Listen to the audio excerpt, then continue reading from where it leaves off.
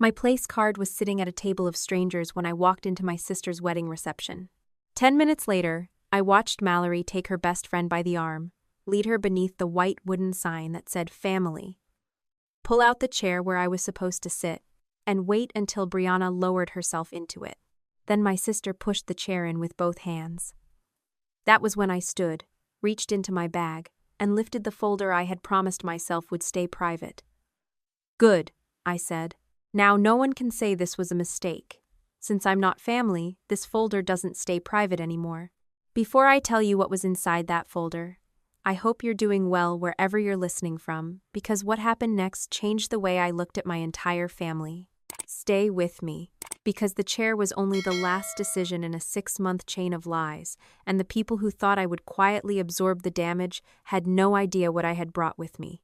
And if you enjoy family stories where the truth takes its time but eventually catches up with everyone, subscribe to the channel and stay for what happened after I opened that folder. The wedding had been held on a Saturday in April at a restored brick event space outside Columbus, Ohio. The ceremony itself had gone smoothly. No objections, no drunken relatives, no last-minute disasters. Mallory had gotten exactly the kind of ceremony she wanted, with pale spring flowers, candlelight, a string quartet, and enough carefully controlled details that almost nothing looked accidental. That mattered later, because my sister was the kind of person who could spend 20 minutes deciding whether the ribbon around a favor box looked warmer in ivory or cream, yet I was expected to believe she had somehow missed where her own sister was supposed to sit. I was 38 then, 10 years older than Mallory. We had never been the kind of sisters who called each other every morning or borrowed each other's clothes or described ourselves as best friends. We were family because we were family. For most of my adult life, that had meant holidays, birthdays, occasional dinners, and enough civility to function in the same room. I knew Mallory resented me. I also knew she enjoyed pretending that resentment was something more complicated whenever our parents were around. What I had not known until the week of her wedding was how far she was willing to go once resentment became useful. After the ceremony, I stayed for photographs because I had been told there would still be a few pictures with immediate family. Mallory barely looked at me during them. Our mother, Denise, kept repositioning people with the anxious energy she always developed when Mallory was unhappy. Our father, Mark, kept asking everyone to smile like smiling hard enough could prevent a problem from existing. Brianna Holt, Mallory's maid of honor, stayed within touching distance of my sister the entire time. If Mallory shifted 2 feet, Brianna shifted 2 feet. If Mallory whispered something, Brianna leaned in as though she had been summoned. By then I knew exactly what Brianna had done to me. More importantly, I knew Mallory knew too. That was why the folder was in my bag. I had not brought it to ruin the ceremony. I had not contacted the DJ. I had not asked the venue for a microphone. I had not created a slideshow or invited relatives into some dramatic confrontation. 2 days earlier, I had emailed the venue coordinator and asked whether there was a small private room available after dinner. I had been very specific about who needed to be there. Mallory, her new husband Caleb, my parents, and me. 5 people. Closed door. 20 minutes if everyone behaved like adults. I had even printed that email and put it in the folder. At the time, I thought it was excessive. Later, it became one of the most useful pages I carried. When the photographs ended, guests began moving into the reception space. I went inside alone. The room smelled faintly of cut greenery, wine, and the warm bread already sitting in baskets on the tables. There were cream linens, low floral arrangements, gold-rimmed glasses, and small folded place cards at every setting. The head table was for Mallory, Caleb, and the wedding party. A second long table nearby had a white wooden sign behind it with the word family painted in narrow gold letters. That was where I had been assigned. I knew because I had seen the final seating chart a week earlier. My parents were there. 2 of our aunts were there. Caleb's parents had seats on the opposite side. My name had originally been placed between my father and one of my cousins. Except now it wasn't. I walked once around the table before deciding I had not simply missed it. My father's card was there. My mother's was there. The card to my father's left said Brianna Holt. Mine was nowhere on the table. I found it across the room at table 12. There was nothing wrong with the people at table 12. That point mattered to me. They were not villains, rejects, or embarrassing guests. They were simply strangers to me. One was a former coworker of Caleb's. Another couple appeared to be friends of his parents. There were two people I had never met. My place card sat between a man named Philip and a woman named Grace. For several seconds, I just looked at my name. Adrienne Coll. Same cardstock. Same gold lettering. Same tiny pressed flower Mallory had insisted every card needed. Somebody had not forgotten me. Somebody had moved me. My cousin Lauren came up behind me holding a glass of champagne. "Why are you over here?" I tapped the card with one finger. "Apparently I live here now." She frowned. "That can't be right." "Maybe. Did the planner mess it up?" "Maybe." Lauren looked from me to the family table. "You were definitely sitting with us. I saw the chart." "I know." She offered to find someone from the venue, but I told her not to. I did not want an argument based on assumptions. 6 months earlier, I had learned what happened when people preferred assumptions to evidence. I was not going to make the same mistake because I was angry. A minute later, my father appeared. Mark Cole had spent most of my life believing that calmness was the same thing as fairness. If two people were fighting, he did not ask who had lied or who had crossed a line first. He looked for the person most likely to stop arguing and asked that person to be reasonable. Usually, that person was me. He followed my gaze to the place card. His jaw tightened. That reaction told me something before he said a word. "Dad, I'm sure there was some last-minute reshuffling. Were you told there would be?" "No." "Then why are you sure?"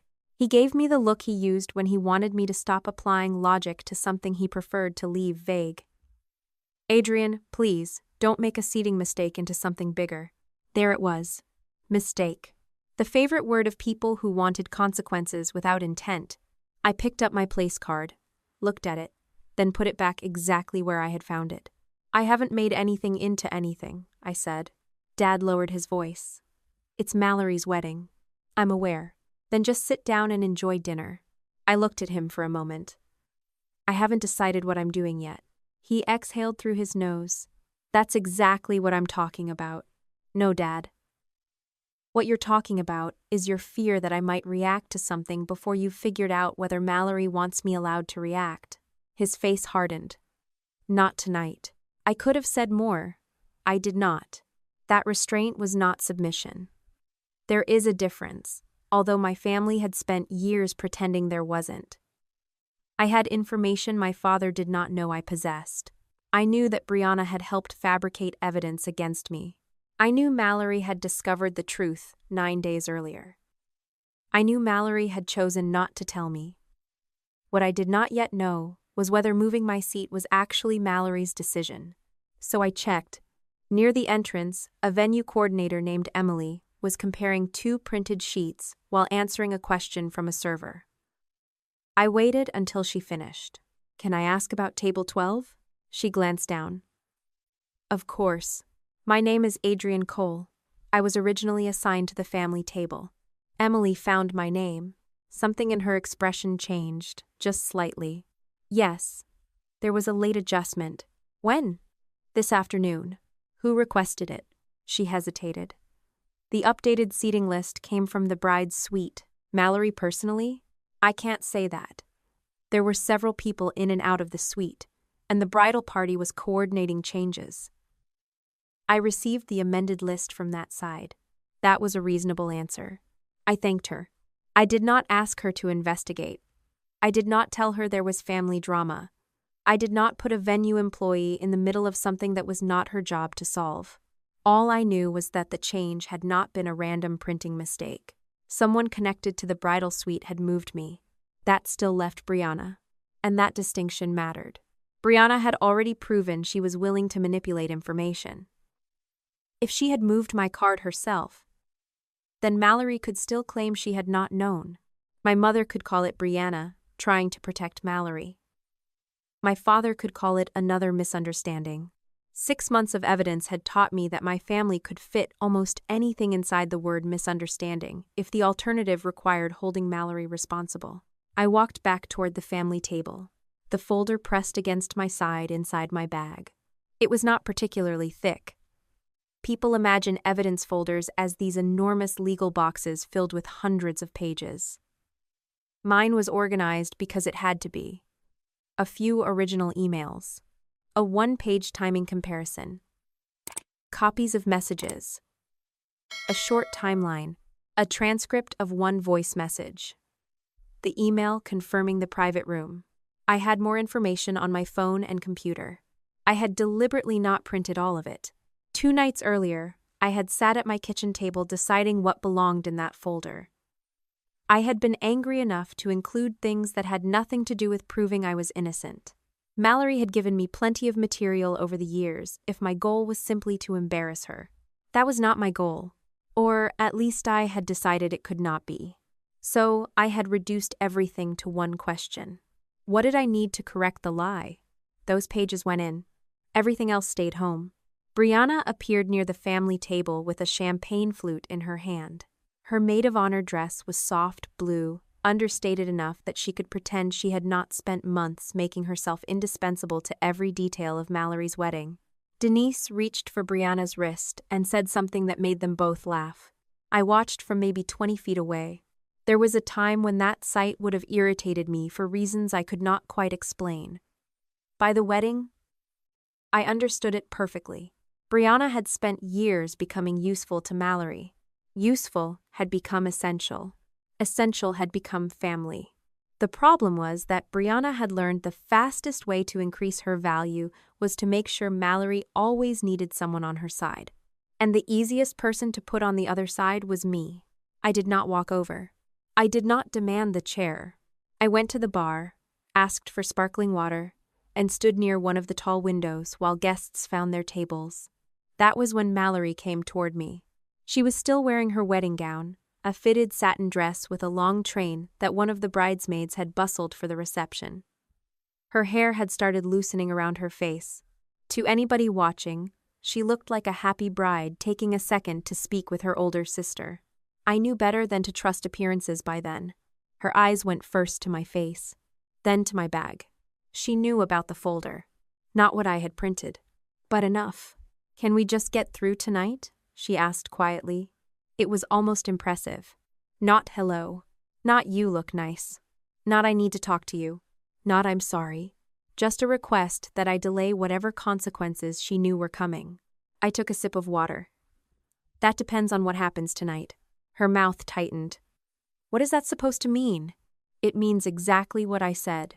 This is my wedding, Adrian. I noticed. Can you not do this? I looked at her. I'm standing by a window drinking water. You know what I mean. Yes, I said. I do. For a second, something sharp moved across her face. Not guilt, irritation.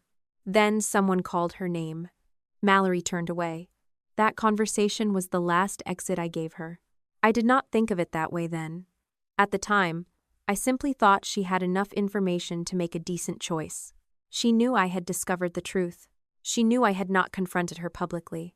She knew I had attended the ceremony without causing trouble. All Mallory needed to do was leave me alone until after dinner. Instead, about 15 minutes later, I saw her cross the room toward Brianna. My mother was already sitting at the family table. Dad stood behind his chair speaking to Caleb's father. Lauren was there. 2 of our aunts were settling in. Mallory slipped her hand around Brianna's forearm. Brianna glanced toward the chair beside Dad. Then she looked at me. That detail stayed with me. Not because she looked triumphant, because she looked nervous. Mallory said something I could not hear.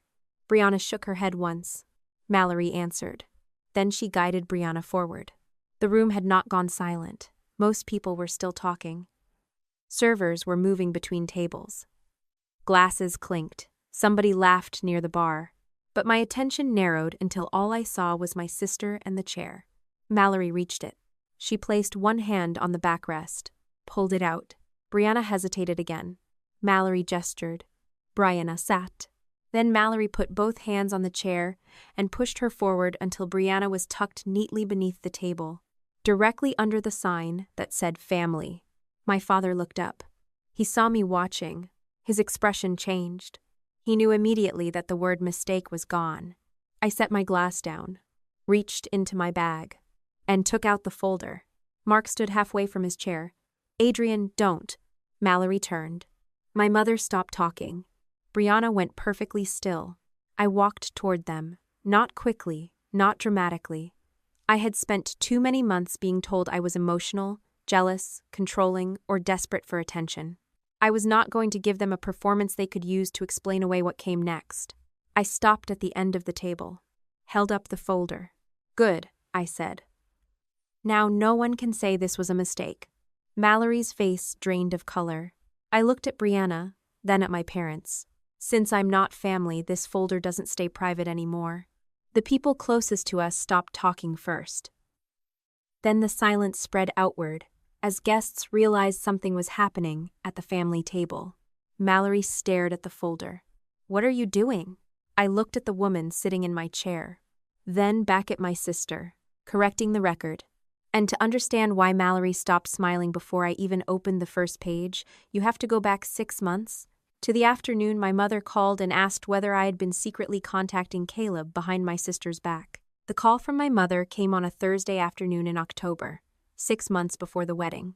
I remember the timing because I was still at my desk, half listening to a quarterly controls meeting while reviewing a risk report that had already been revised twice. When Denise called during work hours, it usually meant something was wrong or Mallory wanted something handled quickly. I muted my computer, picked up, and said, "Hey, Mom." She did not ask how I was. She said, "Have you been contacting Caleb behind Mallory's back?" The question was so specific that for a second I thought I had misunderstood her. "No," I said. "Why?" There was a pause long enough to tell me she had expected an explanation instead of a denial. Then she said, "He received some messages." I leaned back in my chair. "From me?" "They don't have your name on them. Then why are you asking me?" Another pause. "Because of what they say." I asked her to send me whatever she was talking about. Denise said Mallory did not want the messages circulated because she was already upset. That irritated me immediately. Someone had apparently accused me of something serious enough for my mother to call me at work, yet I was not allowed to see the accusation because Mallory's feelings took priority over my ability to answer it. I kept my voice level and asked what the messages said. Denise told me Caleb had received an anonymous email claiming Mallory had hidden things from him about a period when they had briefly separated the year before. The sender framed the email as a warning from someone close to Mallory who believed Caleb deserved to know the full truth before marrying her. According to my mother, the email also suggested that Mallory had been dishonest about money and had a habit of rewriting events whenever she thought the truth made her look bad. That last phrase was close enough to something I had said in private that I understood immediately why my name had come up. Months earlier, Mallory and I had argued during a family dinner after she told a story about a disagreement with one of our cousins. I had been there when the original argument happened, and the version Mallory told our parents left out the part where she had started it. When I corrected her, she accused me of always needing to make her look bad. I told her, "I don't need to make you look bad. I need you to stop rewriting events when the original version is inconvenient." It was not a tender conversation, but it was also not a threat. Apparently someone had taken that sentence, or something close to it, and made it sound like the philosophy behind an anonymous campaign against her. I told my mother exactly that. "I've said Mallory rewrites things. That doesn't mean I emailed Caleb." Denise gave the soft sigh she used whenever she thought I was technically correct but emotionally difficult. "Adrian, no one is saying we know it was you. You called me before you even showed me the email. I'm trying to understand what happened." "Then send me what he received." She said she would ask Mallory, and I already knew from her tone that Mallory would say no. By that evening, the situation had moved from a question to a family meeting without anyone bothering to tell me how. Mallory called and said our parents wanted us all at their house. Caleb was there when I arrived. So was Brianna. That should have struck me harder than it did. Caleb was the person who had received the messages. My parents were involved because Mallory was their daughter. I was involved because I had been accused. Brianna was there because by then she had become Mallory's permanent emotional witness. If Mallory had a conflict, Brianna attended it like legal counsel with better hair. Mallory was sitting at the kitchen island with her phone in front of her. Caleb stood near the sink. He looked uncomfortable when I walked in, which I understood later was because he had not decided whether I was guilty, but had already allowed Mallory to frame the question for him. Brianna touched Mallory's shoulder when I entered, almost like she was bracing her. My father told everyone to keep calm before anyone had raised their voice. That was usually how he established the rules. Calm meant acceptable. Anger meant guilty, even if the angry person had just been accused of something she had not done. I sat across from Mallory and said, "Show me the messages." She looked at Caleb instead of me. "I don't want her forwarding them around." "Forwarding them to whom?" I asked. "Anyone. I don't know what you've been doing." "That's convenient." Dad immediately said, "Adrian?" I looked at him. "What?" "She just accused me again." Mallory picked up her phone. "They mentioned things nobody outside this family would know." "Then show me." She finally turned the screen toward me. But what she showed me was not Caleb's original email. It was a screenshot of part of the message. I read what I could. The sender described Mallory as someone who lied when she panicked, then referred to the argument about her rewriting events. There was another screenshot attached that looked like a private message thread. I could only see part of it because Mallory had cropped the screen she was showing me. "Where is the original email?" I asked Caleb. He glanced at Mallory. "I still have it." "Good. Open it." Mallory cut in before he moved. "Why?" "Because screenshots lose context. You're already trying to explain them away." "I'm trying to look at what actually exists." Brianna spoke then, gently enough that anyone entering the room would have thought she was defending me. "I think what Mallory is saying is that some of this sounds like Adrian. That doesn't mean she definitely did it." I turned toward her. "Thank you for the distinction." She either missed the sarcasm or chose to ignore it. "You've always been protective in your own way." She continued, "Maybe if you were worried about Mallory marrying Caleb without knowing everything." "Stop." She blinked. "What?" "You're explaining my motive for something I told you I didn't do." "I'm just trying to help everyone understand, then start with the fact that I said I didn't send it." Mallory pushed her phone flat onto the counter. "It sounds exactly like you. That's not evidence. The wording is yours. One sentence is similar to something I said at dinner. That means whoever wrote it heard me say it or heard the story afterward." "Who else would care enough to do this?" she demanded. "I have no idea." "Exactly. That is not what exactly means." Dad rubbed both hands over his face. "Can we please not turn this into an interrogation?" I looked at him. I'm the one being interrogated. "Nobody is interrogating you. Mom called me at work asking if I contacted Caleb. Mallory is telling me the wording proves it. Brianna is constructing a motive for me. What would you call that?" He looked exhausted, which was always the point where I was expected to relieve him by backing down. I did not back down, but I also did not give them the scene Mallory seemed prepared for. I looked at Caleb and said, "I did not email you. I did not send you screenshots. I did not ask anyone else to do it. If you want me to look at the original files, I will. If you don't, then there is nothing else I can answer." Caleb nodded once, but Mallory said, "I don't want you digging through our private conversations." "Then don't accuse me based on them." Her face tightened. "You always do this. You make everything sound like a court case.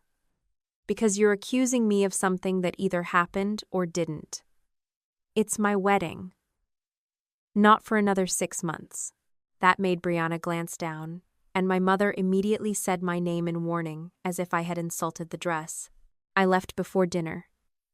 That part mattered because Mallory later told relatives I had stormed out. I did not storm. I stood, put on my coat, and told Caleb he knew where to find me if he ever wanted me to look at the originals. Mallory said, "So that's it?" I told her, "Yes. I'm not going to stand here and repeatedly deny something because nobody likes the first answer." Dad followed me to the front hall and asked me not to make things worse. I told him, "I'm leaving your house quietly. I'm not sure what else peace requires from me." He did not answer. For the next few weeks, I made a decision that felt reasonable at the time and looks more complicated from where I am now. I stopped defending myself. Not because I was intimidated. I was angry, and I thought the accusation was too flimsy to survive contact with reality. I had spent most of my career dealing with controls failures caused by people who preferred an assumption to a record. My instinct was that eventually someone would ask the obvious questions. Who sent the email? What did the original attachments show? Who had access to the source conversations? Instead, my family did something I should have understood sooner. They treated my refusal to campaign for innocence as additional evidence that I was difficult. The wedding planning group chat disappeared from my phone in November. Mallory did not announce that she was removing me. I simply opened my messages one afternoon and realized a thread that had been active for months was gone. When I asked Denise whether Mallory had made a new group, she said, "She just needs some space while this settles down." I asked what exactly was supposed to settle if nobody was investigating anything. Mom said, "Not every problem needs an investigation, Adrian. Then stop treating me like the conclusion is already known." She told me she was not treating me like anything. That was another family specialty. Nobody was ever doing the thing they were plainly doing if admitting it would require an uncomfortable next step. In December, I learned I had been removed from a dress fitting I had originally agreed to attend.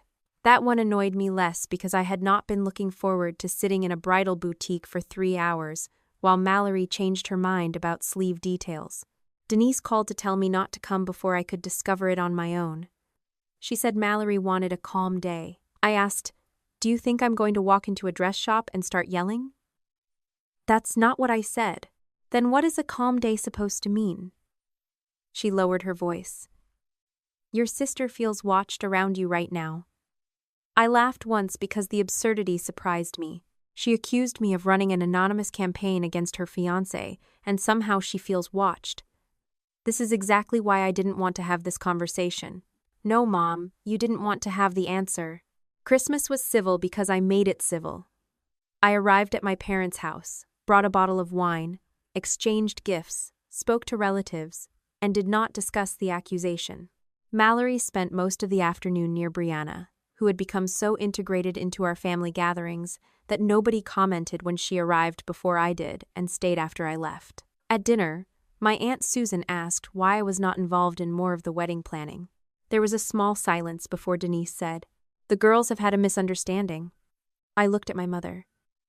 "We have?" Her eyes widened slightly. She was asking me not to do this there. I could have corrected her publicly.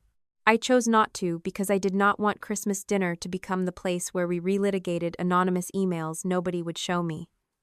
At the time, that felt like restraint. Later, I understood what silence had purchased for everyone except me. By January, the language had changed. It was no longer that someone had sent Caleb anonymous messages that sounded like me. It had become, in the mouths of relatives, that I had warned Caleb about Mallory. One cousin mentioned it while we were talking after our grandmother's birthday lunch. She said, "I know you were probably trying to protect him, but maybe this is something they need to figure out themselves." I stared at her. "Protect him from what?" She immediately looked uncomfortable. "I just heard you'd been talking to him." "From whom?" She hesitated. "Your mom mentioned there had been some issues." I asked what exactly my mother had said, and my cousin backed away from the conversation so quickly that I knew she had already decided she did not want to be responsible for repeating it. That was the first time I understood the accusation had escaped the people who supposedly wanted to keep everything private. I called Denise that night. "Who have you told?" She answered too quickly. "Told what?" "That I contacted Caleb. I never said you definitely did." That wasn't my question. She started talking about how relatives had asked why Mallory and I were tense. I stopped her. "Did you tell them I had been accused of warning Caleb behind Mallory's back?" Another pause. "I may have said there was concern. Based on screenshots you won't even let me inspect." "Adrian, you're making this sound worse than it is." I remember closing my eyes when she said that.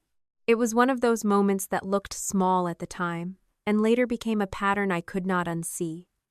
The accusation could travel freely. The correction was always considered too disruptive. I told her, "If you repeat something about me that you have not verified, that is your choice. Don't call it concern later." Then I ended the call. I did not threaten her. I did not call every relative she might have spoken to. I did not demand an apology. My reasoning was still the same. People who believed something that serious without checking were responsible for their own judgment. I was not going to spend winter chasing a rumor around central Ohio. That was the pride I had to admit later. There is a difference between refusing to beg and refusing to correct a lie. I had treated those things as if they were identical because the second option felt humiliating.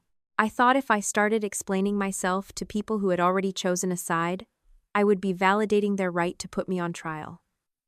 So I left the narrative alone. Mallory did not. Neither did Brianna.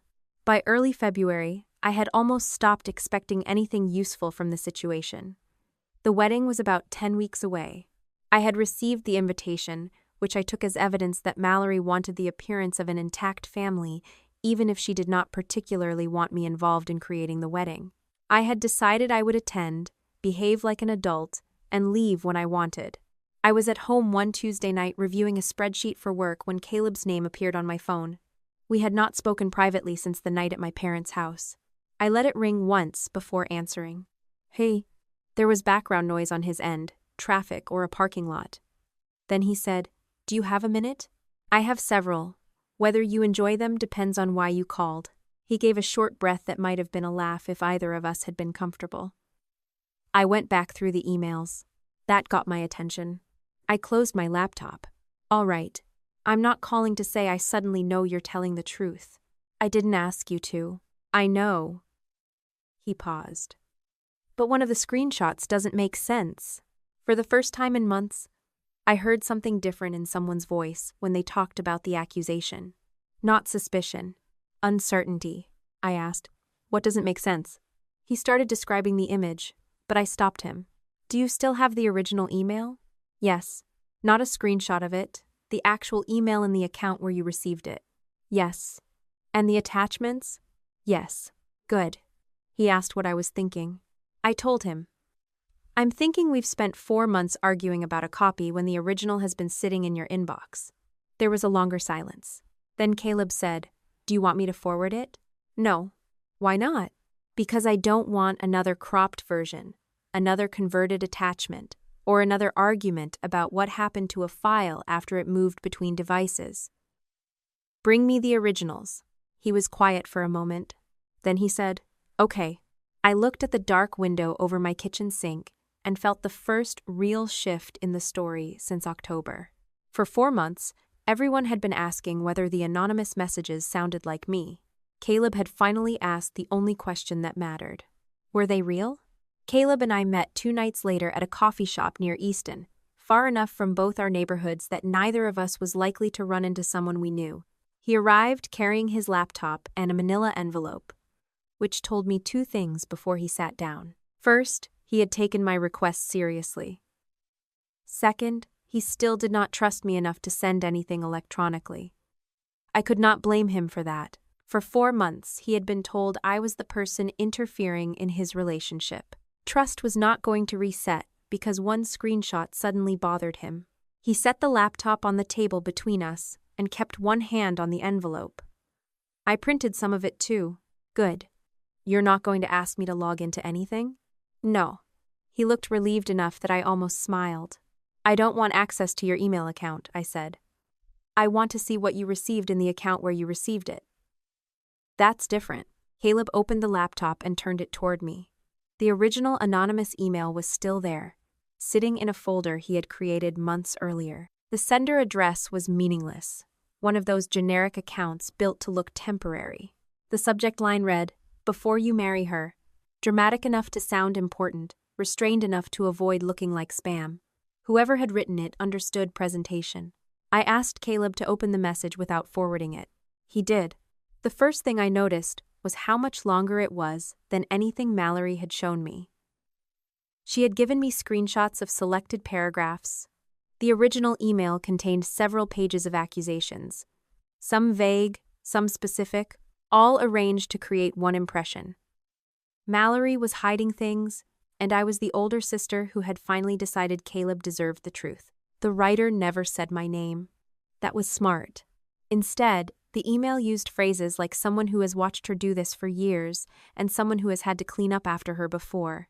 It mentioned our family dinner argument about Mallory rewriting events, but it never quoted me exactly. It referenced one financial dispute Mallory had with our parents that I knew about. It referred to a weekend when Mallory and Caleb had briefly separated. It even mentioned an old boyfriend whose name had come up once at Thanksgiving. Each detail created familiarity without making a direct attribution. He sat back. Caleb watched me. What? I understand why she thought it was me. His face tightened, maybe because he expected me to say that proved nothing. I continued. That doesn't make it me. It means whoever wrote this wanted you to think the sender knew her well. You do. So does Brianna. So do my parents. So do several cousins. So do you. He nodded reluctantly. Whoever wrote this did not need access to my life, I said. They needed access to Mallory's. That was the first distinction nobody had made in 4 months. Caleb opened the first attachment. It was a PDF with 3 screenshots and a short timeline. The document itself looked polished. There were headings, dates, short explanatory notes, and a final line that said something like, "You should ask her directly before she decides what version you are allowed to hear." I had to admit it was effective. It was also manipulative in a way that felt deliberate. Every accusation was built around something partly true. That made it harder to dismiss. Mallory and Caleb had separated briefly the year before. True. Mallory had talked to an ex during that period. True. She had once borrowed money from our parents and been slow to pay it back. True. I had said she rewrote events when embarrassed. True. Then the document took those truths and used them to support claims nobody had proven. I pointed at the screen.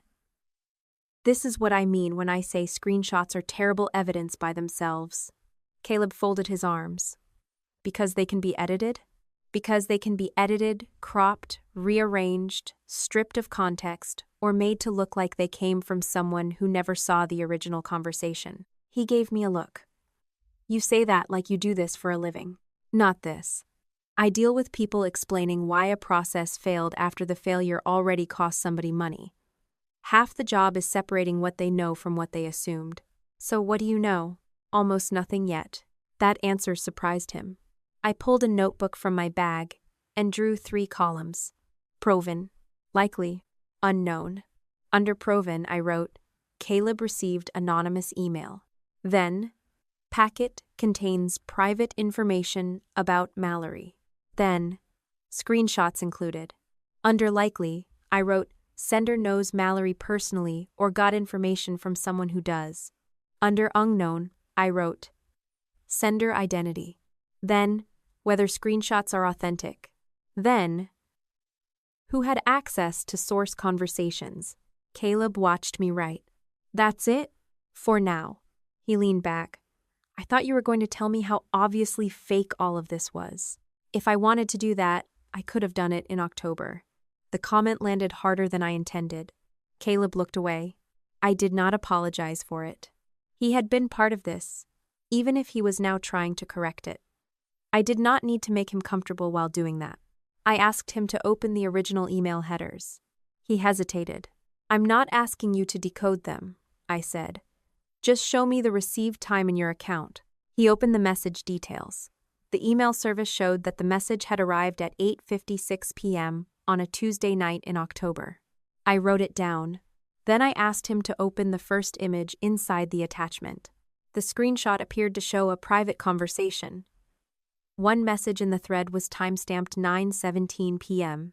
I stared at it for several seconds. Then I looked back at the email receipt time. 8:56分. I asked Caleb. What time zone was your email account using? Eastern. Your phone too? Yes. Were you traveling? No.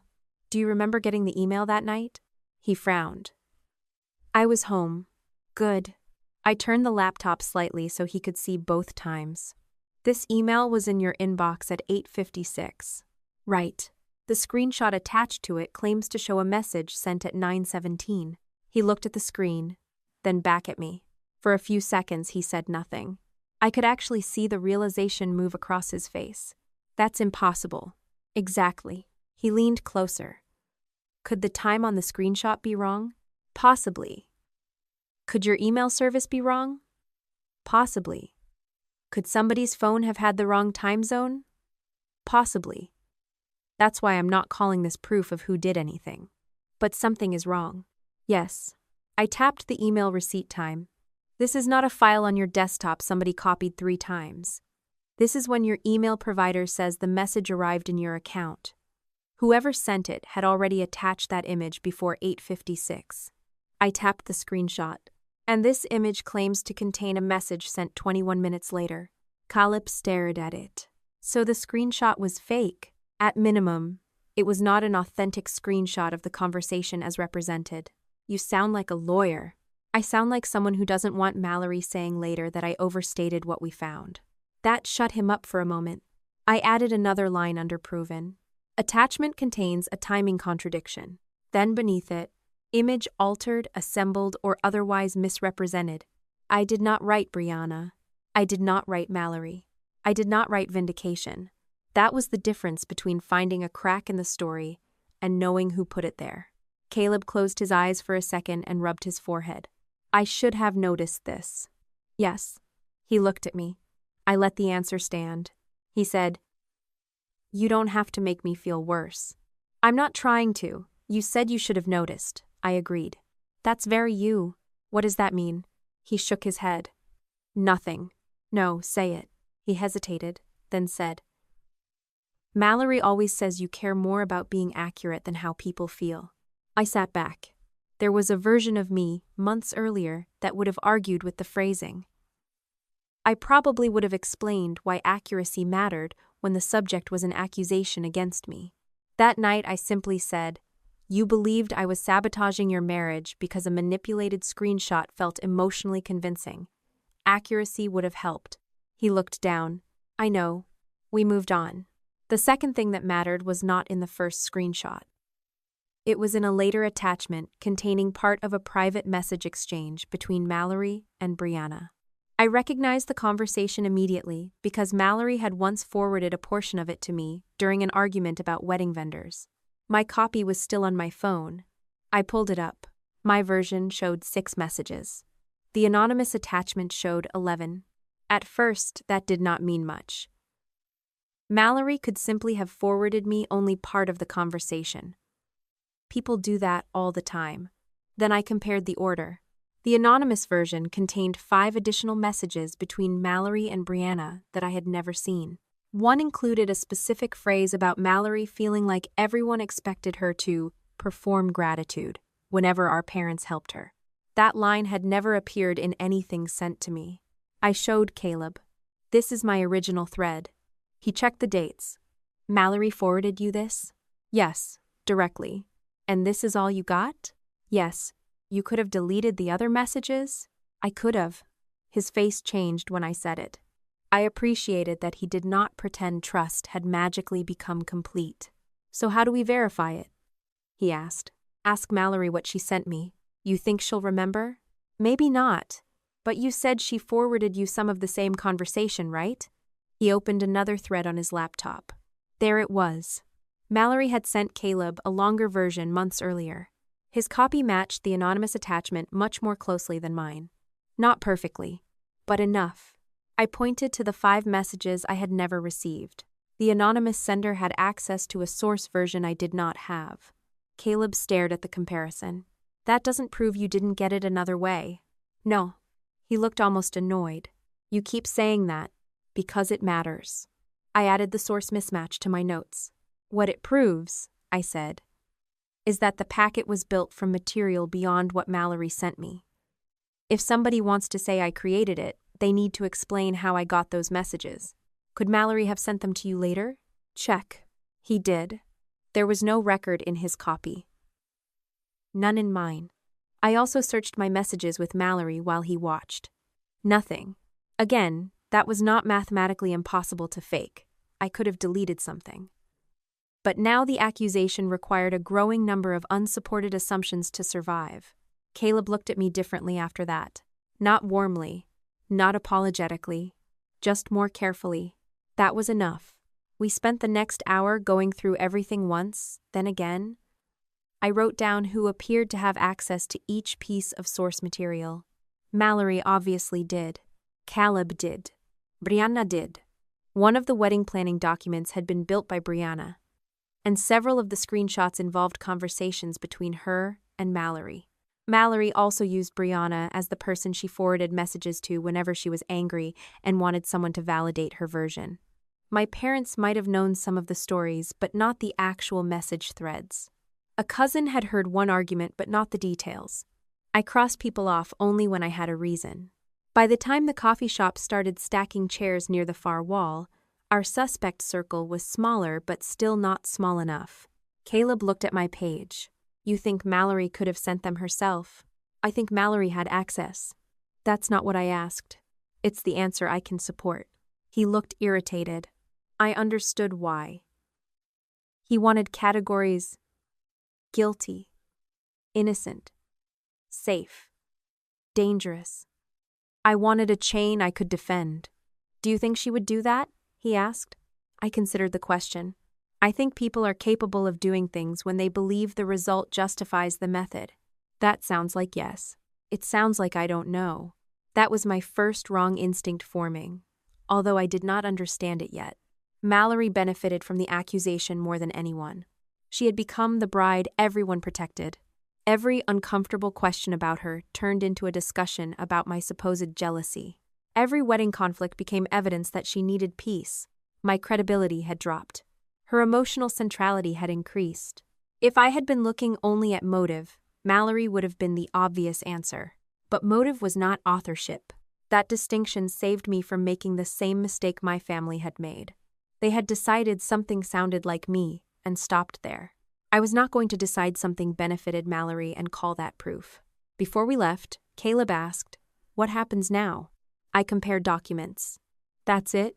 For now. He laughed once. You really are going to treat this like work? No. At work, I get paid. That got an actual smile out of him. Then his expression turned serious again. I owe you an apology. You owe me accuracy first. He nodded. That's fair. I packed my notebook. As I did, he said, I did treat you differently. I know. I thought maybe Mallory had been right about you. I know that too. He looked embarrassed. I'm sorry. I zipped my bag.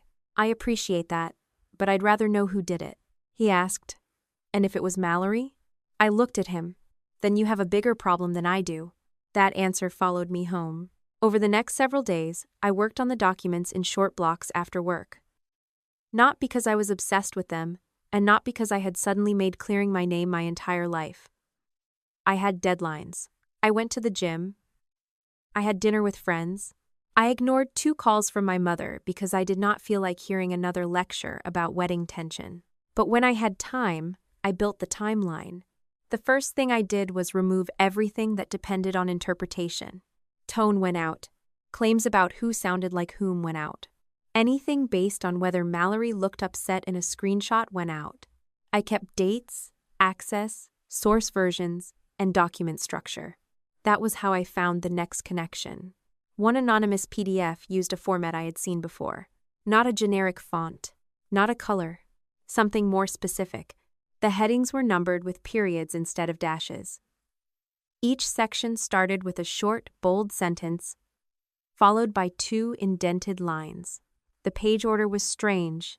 Summary first, evidence second, date list last. More importantly, the internal document title used a naming pattern with underscores and month-day notation. I had seen that pattern in the wedding planning files. Brianna had created several vendor comparison documents for Mallory using exactly that structure. I pulled up an old PDF Mallory had once sent me when she was comparing photographers. The resemblance was obvious enough to make my pulse jump. Then I stopped myself. Templates get reused. People imitate layouts. A shared planning folder could contain files multiple people had edited. This was not proof. I wrote, Brianna document pattern corroboration only. Under that I wrote, need access confirmation. The next evening, I asked Caleb whether Brianna had ever had access to Mallory's original screenshots and message exports. His answer came quickly. All the time. How do you know? She helped Mallory organize the wedding files. Mallory sent her everything. Everything is vague. He corrected himself. Screenshots, vendor emails, messages, stuff from me when we were fighting. Brianna was basically her archive. That was useful. Still not enough. I asked whether Brianna had access to the exact Mallory-Brianna conversation used in the anonymous packet. Caleb paused before answering. She was one of the people in it. I stared at the message. Of course she was. It sounds obvious now, but when you spend months being treated as the central suspect, your brain gets trained around the accusation. Everyone had been asking how I could have obtained Mallory's messages. Nobody had been asking the simpler question: who was already inside them? I pulled the anonymous packet up again. This time I stopped reading it as a document about Mallory. I read it as a document created by someone selecting what another person should believe. The language changed when I looked at it that way. One phrase appeared 3 times in different forms. Tell the story straight. Let him hear it straight. If she told it straight, I had heard that phrase before. Brianna used it constantly. At my parents' kitchen that first night, she had even said something close to it when defending Mallory. I searched older group messages where Brianna was included. There it was. Tell it straight. Say it straight. Let's keep it straight. Again, not proof. People share expressions. Mallory could have copied her. Anyone around Brianna could have picked it up. I added another note. Language pattern supporting clue only. Then I sat back and looked at what I had. The anonymous material was fabricated. That was no longer a theory. The packet used source content I had not received. Brianna had access to that content. One attachment resembled documents she openly created. The language overlapped with her normal phrasing. It was enough to make her my primary suspect. It was not enough to say she did it. Caleb came over the following Saturday because I did not want to keep emailing comparisons back and forth. We sat at my dining table with printed pages spread between us. He read my notes. You really wrote corroboration only. Yes. You think it's Brianna. I think the evidence points toward Brianna. That's a very careful sentence. It needs to be. He picked up the document comparison. If this were you, what would you need? To say she definitely created the packet? Yes. Something tying her directly to the assembly. An original working file. A message admitting it. A draft. A version history we can verify. Something she says that only the person who built it would know. Caleb nodded. What about Mallory? What about her? You had her on the suspect list. I still do. He frowned. I pointed at the page. Not as proven author, as someone with access and motive. You think she and Brianna could have done it together? I think they could have. I also think you could have created the packet yourself and blamed me to test Mallory. His head snapped up. I didn't. I believe you.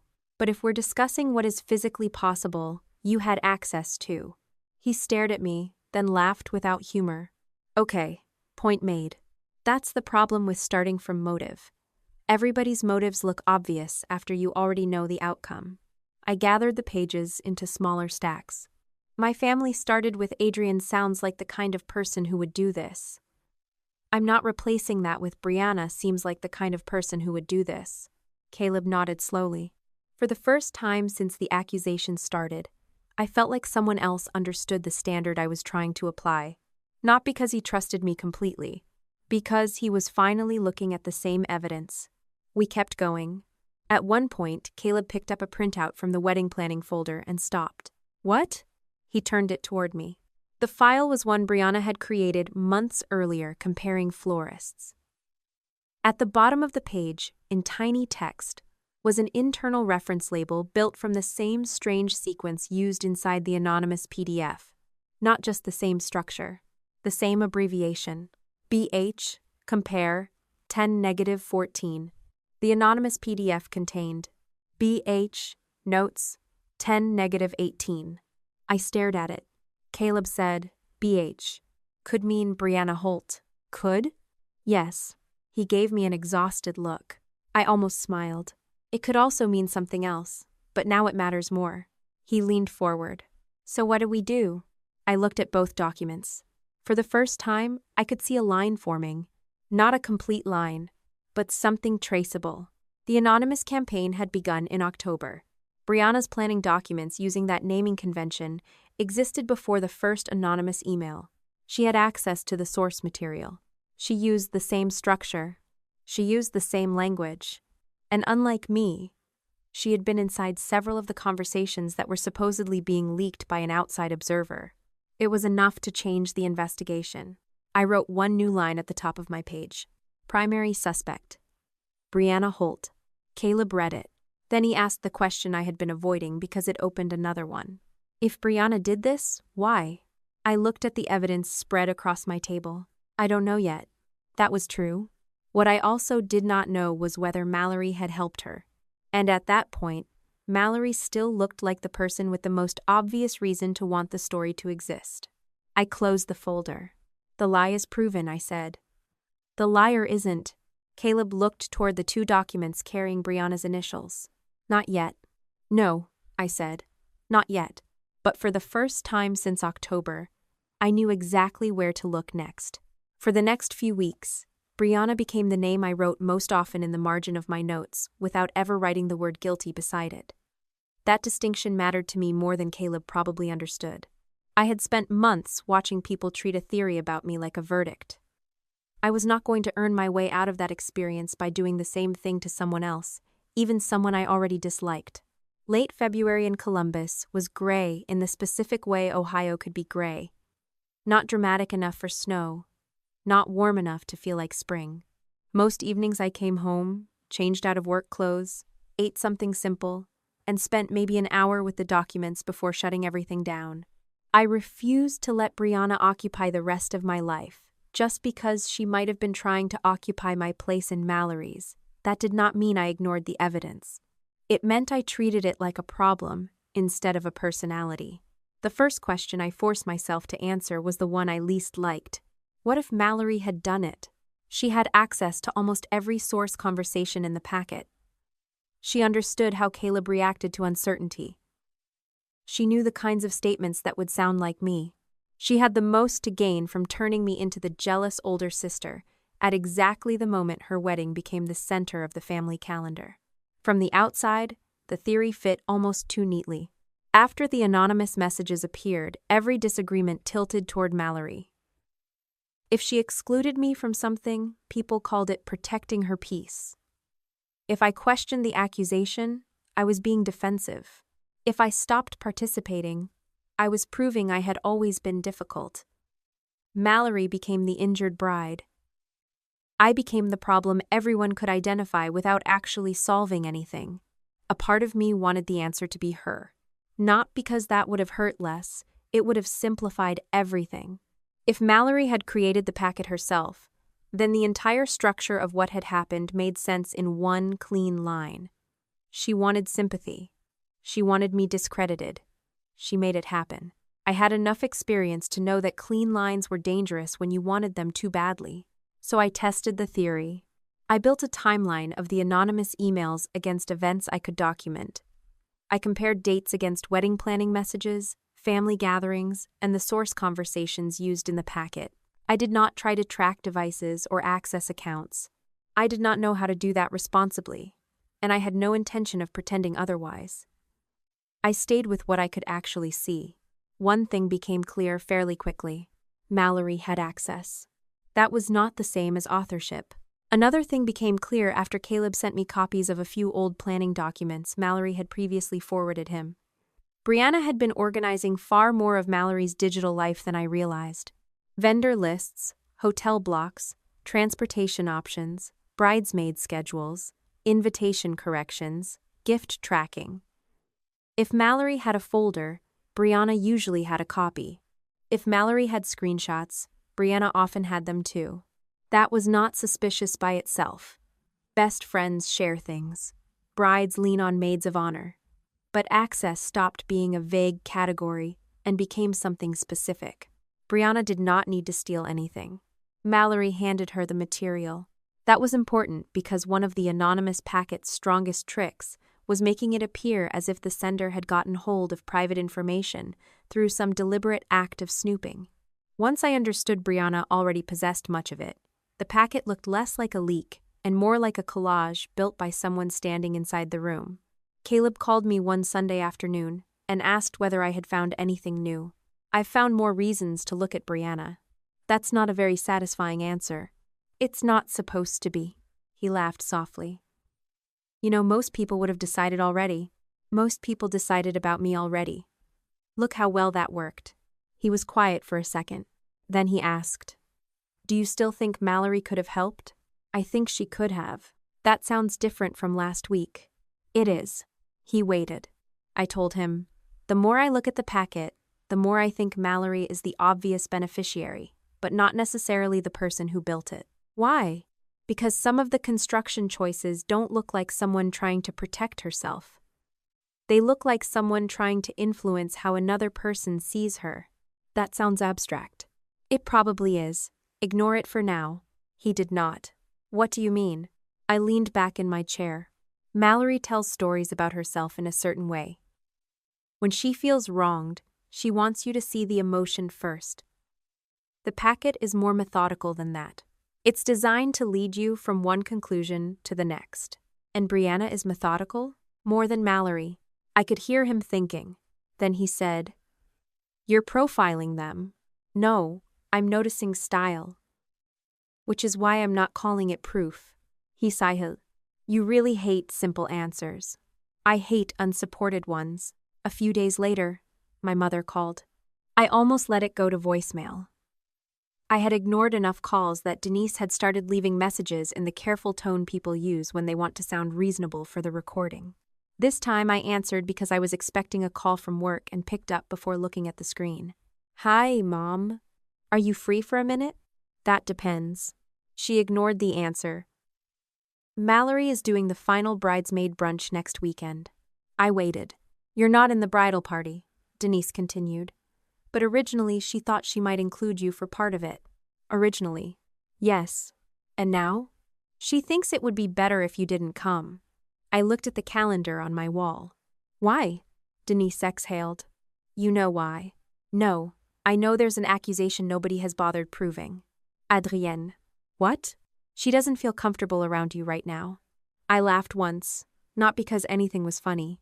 "Mom, Mallory has spent 4 months telling people I'm some kind of threat to her wedding. If she doesn't feel comfortable, maybe she should finally show me evidence instead of using the accusation as a seating chart." That attitude is exactly the problem. "What attitude?"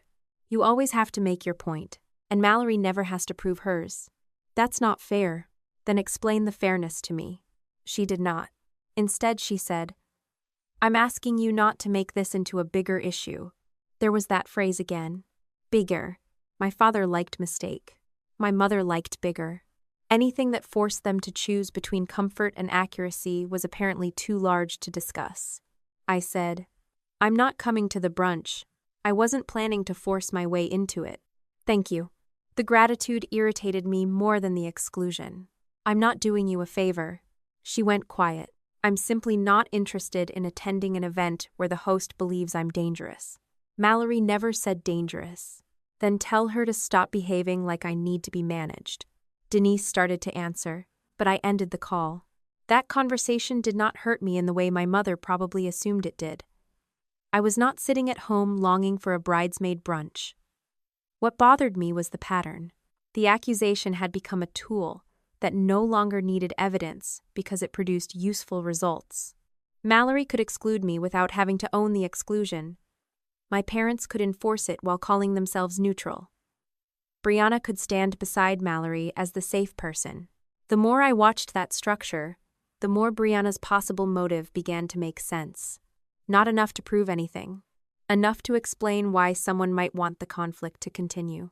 At the end of March, Caleb sent me a folder of old wedding planning files Mallory had shared with him over the previous year. He did not send private messages I had not asked for. Most of it was ordinary. Florist comparisons, seating drafts, invitation counts, hotel options, Transportation notes. One file caught my attention because Brianna's name was in the properties visible on the document itself, not hidden metadata. She had put her initials into the footer. BH Wedding Vendor Notes. The layout was the same unusual structure I had already noticed. Short, bold summary, indented supporting points, date list at the end. I compared it to one of the anonymous PDFs. Same sequence. Same habit of putting the date list last. Same use of short all-caps internal labels. Still not proof. But now I had something more concrete than aesthetic resemblance. The file naming followed a pattern too. BH, vendor, compare, 212. BH, floral, notes, tree sense Kate. The anonymous file had been named. BH, notes, 1018. Caleb called as I was looking at it. You saw it? Yes. Now can we call it proof? No. He groaned. I said, the initials matter, the pattern matters. But if Mallory used Brianna's template, or if Brianna made a blank document for everyone, the naming alone doesn't establish authorship. What would? A direct connection between Brianna and the content, a draft, an admission, a working version, something. He was silent. Then he said, You know what Mallory's going to say if I show her this? That I planted it? She might. That would be impressive. I'm serious. So am I. I opened the anonymous PDF again. There was another detail that had bothered me from the beginning. A phrase appeared 3 times in the packet. Tell the story straight.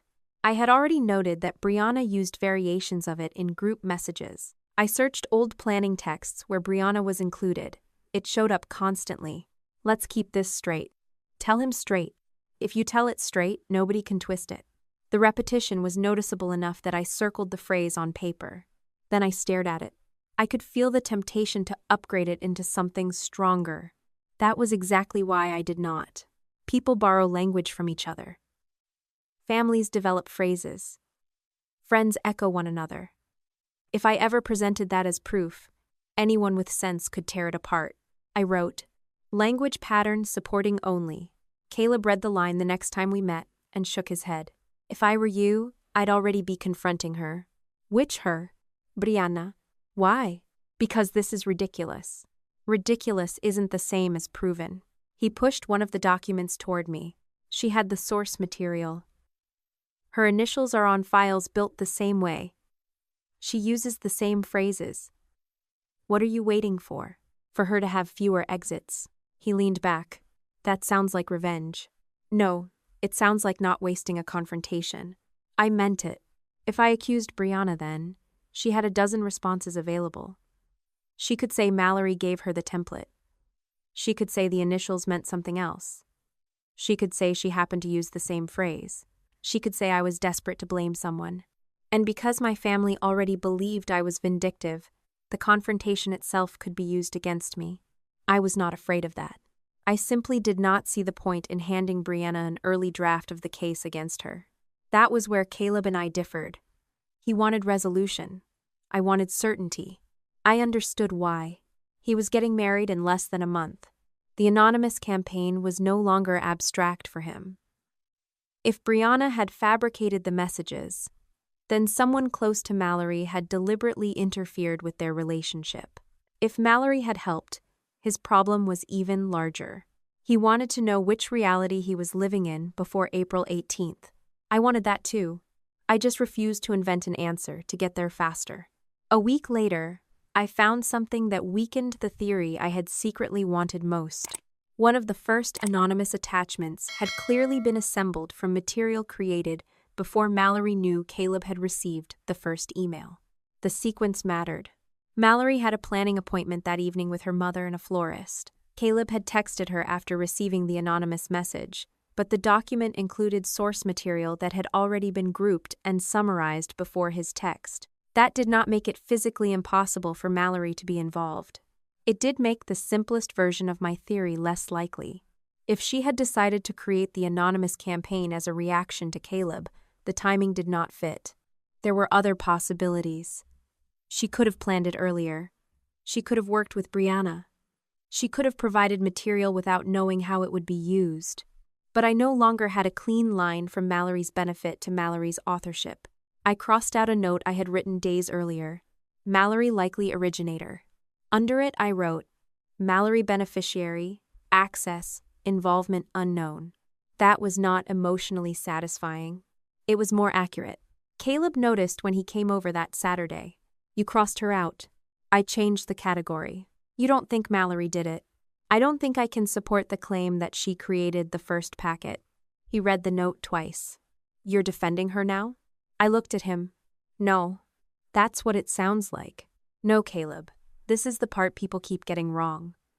Saying there isn't evidence for one accusation is not defending the person from every possible accusation. He rubbed his jaw. So what are you saying? I'm saying Brianna has the stronger evidence trail. He looked at the document stack. And Mallory? I don't know yet. That answer unsettled him more than anything else. For me, it was progress. I had started the month half convinced Mallory must have orchestrated everything because she benefited so perfectly from the result. Now I had to admit the evidence did not take me there. That mattered because it proved something to me about my own process. I was still capable of wanting a theory badly enough to mistake motive for proof. The difference was that I caught myself before I built a story around it. My family had not given me the same courtesy. At the beginning of April, the wedding was close enough that every conversation seemed to involve final counts, dresses, flowers, or arrival times. I had barely spoken to Mallory directly in weeks. When I did, the exchanges were functional. She sent me the ceremony start time. I replied that I had it. She asked whether I had received the hotel information. I told her I was driving home afterward and did not need a room. Brianna remained everywhere. In photos. In planning texts. At my parents' house. Beside Mallory at every event. If she felt any anxiety about the evidence Caleb and I were collecting, she did not show it. Then Caleb called me one evening. I want to show Mallory what we found. I looked at the notes on my dining table. What exactly? The timing contradiction, the source version, the Brianna documents. Good. He paused. That's it? What were you expecting? I thought you might tell me to wait. Why? Because you keep saying we don't have proof. We have proof the packet was fabricated. We have strong evidence pointing toward Brianna. Mallory needs to see both. And what do I say? I thought about that. Tell her what we can prove. Which is? The anonymous evidence was manipulated. I did not have the source version used to build at least part of it. Brianna did. Several document patterns point toward her. And not? Don't tell Mallory Brianna definitely created the whole campaign. Not yet. Caleb Sahil. You know she's going to ask me what I think. Then tell her what you think. What do you think? I looked again at the name at the top of my page. Brianna Hoyt. I think she's the person we should be asking questions. He was quiet. Then he said, What if Mallory still thinks it was you? That question landed differently than he probably intended. For months, I had assumed Mallory's belief was the problem. That she had seen something convincing, decided it fit me, and refused to reconsider because she resented me. If Caleb put the actual contradiction in front of her and Mallory still insisted I was responsible, then the problem would no longer be misunderstanding. It would be choice. I said, Show her what we can prove. And then, I looked at the clock. The wedding was 9 days away. Tell me exactly what she does after she learns I'm innocent. Caleb did not answer right away. Neither of us knew then how important that instruction would become. I had spent weeks trying to identify who built the lie. I was about to learn that the more dangerous question was what someone did after the lie was exposed. 9 days before the wedding, Caleb did exactly what I had asked him to do. He showed Mallory what we could prove and left everything else out. I was not there for that conversation, and I want to be clear about that because by the time I learned the full sequence, I had texts, a voice message, and Caleb's account to compare against each other. I know what he told her because he described it to me later. I know what Mallory sent Brianna because Brianna kept the thread. I know what Mallory said in one voice message because I eventually heard it myself. What I do not know is what expression Mallory had on her face when Caleb first put the evidence in front of her, or what she thought before she answered. I learned a lot about my sister that week, but I never learned to read her mind. Caleb told me later that he waited until they were alone in his apartment that Thursday evening. Wedding invitations had already been answered. Vendors were confirmed. The final guest count had been submitted, and Mallory was less than 10 days from getting married. He did not begin with Brianna's name. He began with the one fact Mallory could not reasonably turn into a personality argument about me. He opened the original anonymous email in his account and showed her the received time, 8:56. Then he opened the attached image showing a message time-stamped 9:17 that same night. According to Caleb, Mallory stared at the 2 times for a while before saying there had to be some explanation. He told her there might be, but whatever the explanation was, the image could not be what the anonymous sender had claimed it was. Then he showed her the source version comparison. The anonymous packet contained parts of a conversation I had never received. Caleb showed Mallory my original thread, his longer copy, and the material inside the anonymous attachment. He told her that whoever assembled the packet had access to source messages I did not have. He showed her the Brianna planning documents too, but he used the wording I had insisted on. Similar structure, similar naming convention. Supporting evidence, not proof by itself. Mallory apparently asked him, "So Adrienne convinced you Brianna did this?" Caleb said no. That part mattered to me because it was exactly the kind of sentence Mallory used whenever evidence threatened a conclusion she preferred. She turned the issue away from the material and toward my influence. If Caleb agreed with me, then I must have persuaded him. If my parents repeated something Mallory said, they were simply concerned. If a relative questioned the accusation, they had been pulled into drama. Mallory was very good at making the existence of other people's independent judgment disappear whenever it became inconvenient.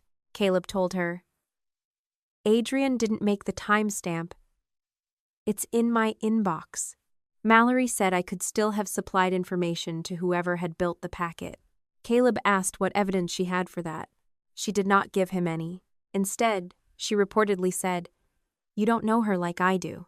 When Caleb told me that later, I remember feeling something close to amusement, although there was nothing funny about it. Mallory and I barely had a relationship by then. She had spent months claiming intimacy with my motives while avoiding actual conversations with me. "You don't know her like I do," sounded meaningful, only if nobody asked what exactly she knew. Caleb did ask. He told her, "Then tell me what I'm missing." She gave him examples of things I had said over the years. None involved anonymous emails. None involved fabricating screenshots. None established access to the material used in the packet. Caleb told her that whatever she thought of me personally, the evidence they had relied on was false. Then he said the sentence that changed everything, even though I would not hear about it until later. Adrienne didn't send this. At that point, Caleb still did not have Brianna's confession. He had proof the packet had been fabricated, strong evidence that I did not possess the source version used to build it, and a trail pointing toward Brianna. I would have phrased the conclusion more cautiously myself. But from Mallory's perspective, the distinction disappeared minutes later because she went directly to Brianna. The first message in the thread was sent at 7:14 that evening. Mallory wrote, "Caleb found the timing problem. Tell me there's an explanation." Brianna answered less than a minute later. "What timing problem?" Mallory sent a screenshot of the comparison Caleb had shown her. Brianna's next response was not a denial. It was, "Call me." I never heard that call, if there was one. The thread went quiet for 23 minutes. What happened during those 23 minutes was something Brianna later described differently, depending on who was asking, which is why I never treated her version as a clean transcript. What I know is what appeared when the texting resumed. Mallory wrote, "Did you change those screenshots?" Brianna answered, "I cleaned them up." Mallory, "What does that mean?" Brianna, "Some of it was all over the place. I put it together so Caleb could understand what was actually happening." Mallory, "You made it look like Adrienne sent it." Brianna, "I never used her name." Mallory, "You knew exactly who he would think it was." There was a pause of several minutes before Brianna replied. She was interfering anyway. Mallory, "That is not what I asked." Brianna. She always interferes. Mallory. Did Adrian send any of it? Brianna's answer was 2 words. Not exactly. When I first saw that exchange days later, those were the words I kept returning to. Not exactly. People use language like that when a truthful answer will expose them. And a direct lie is too dangerous. Brianna could have said yes. She did not. She could have said no. She did not want to. Instead, she tried to create a third category in which she could admit what happened without accepting what it meant. Mallory understood what it meant. Her next message proved that. You used her to make Caleb believe you. Brianna answered. I used things she actually said. Mallory. That doesn't make it hers. That sentence mattered more than anything Caleb had told her earlier. Mallory herself wrote it. That doesn't make it hers. From that moment forward, there was no version of events in which my sister could honestly claim she still believed I had authored the anonymous campaign. She knew the packet had been assembled by Brianna. She knew my words had been repurposed. She knew Caleb had been deliberately steered toward me. If Mallory had stopped there, the rest of this story would have been very different. She did not. The thread showed that Mallory was angry with Brianna at first. That surprised me later, although it should not have. Mallory had every reason to be furious. Brianna had manipulated her fiancé, dragged the wedding into months of suspicion, and used Mallory's resentment toward me as raw material. Mallory wrote that Brianna had no right to do what she did, and that she could not believe Brianna had been sending Caleb things behind her back. For several minutes, Brianna apologized. Then she changed tactics. She wrote, "Fine. Tell everybody tonight." Mallory did not respond immediately. Brianna followed with, "Tell your parents they spent months blaming Adrian for something I did. Then, tell Caleb you were wrong about her. Then, tell the bridesmaids why I'm not maid of honor anymore."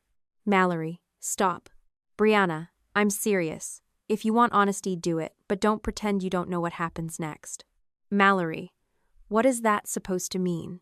Brianna, it means your whole wedding becomes about Adrian being right. That was the sentence that found the weakness. I did not need Brianna to explain Mallory's psychology to understand what came next. The messages showed it. Mallory did not defend me.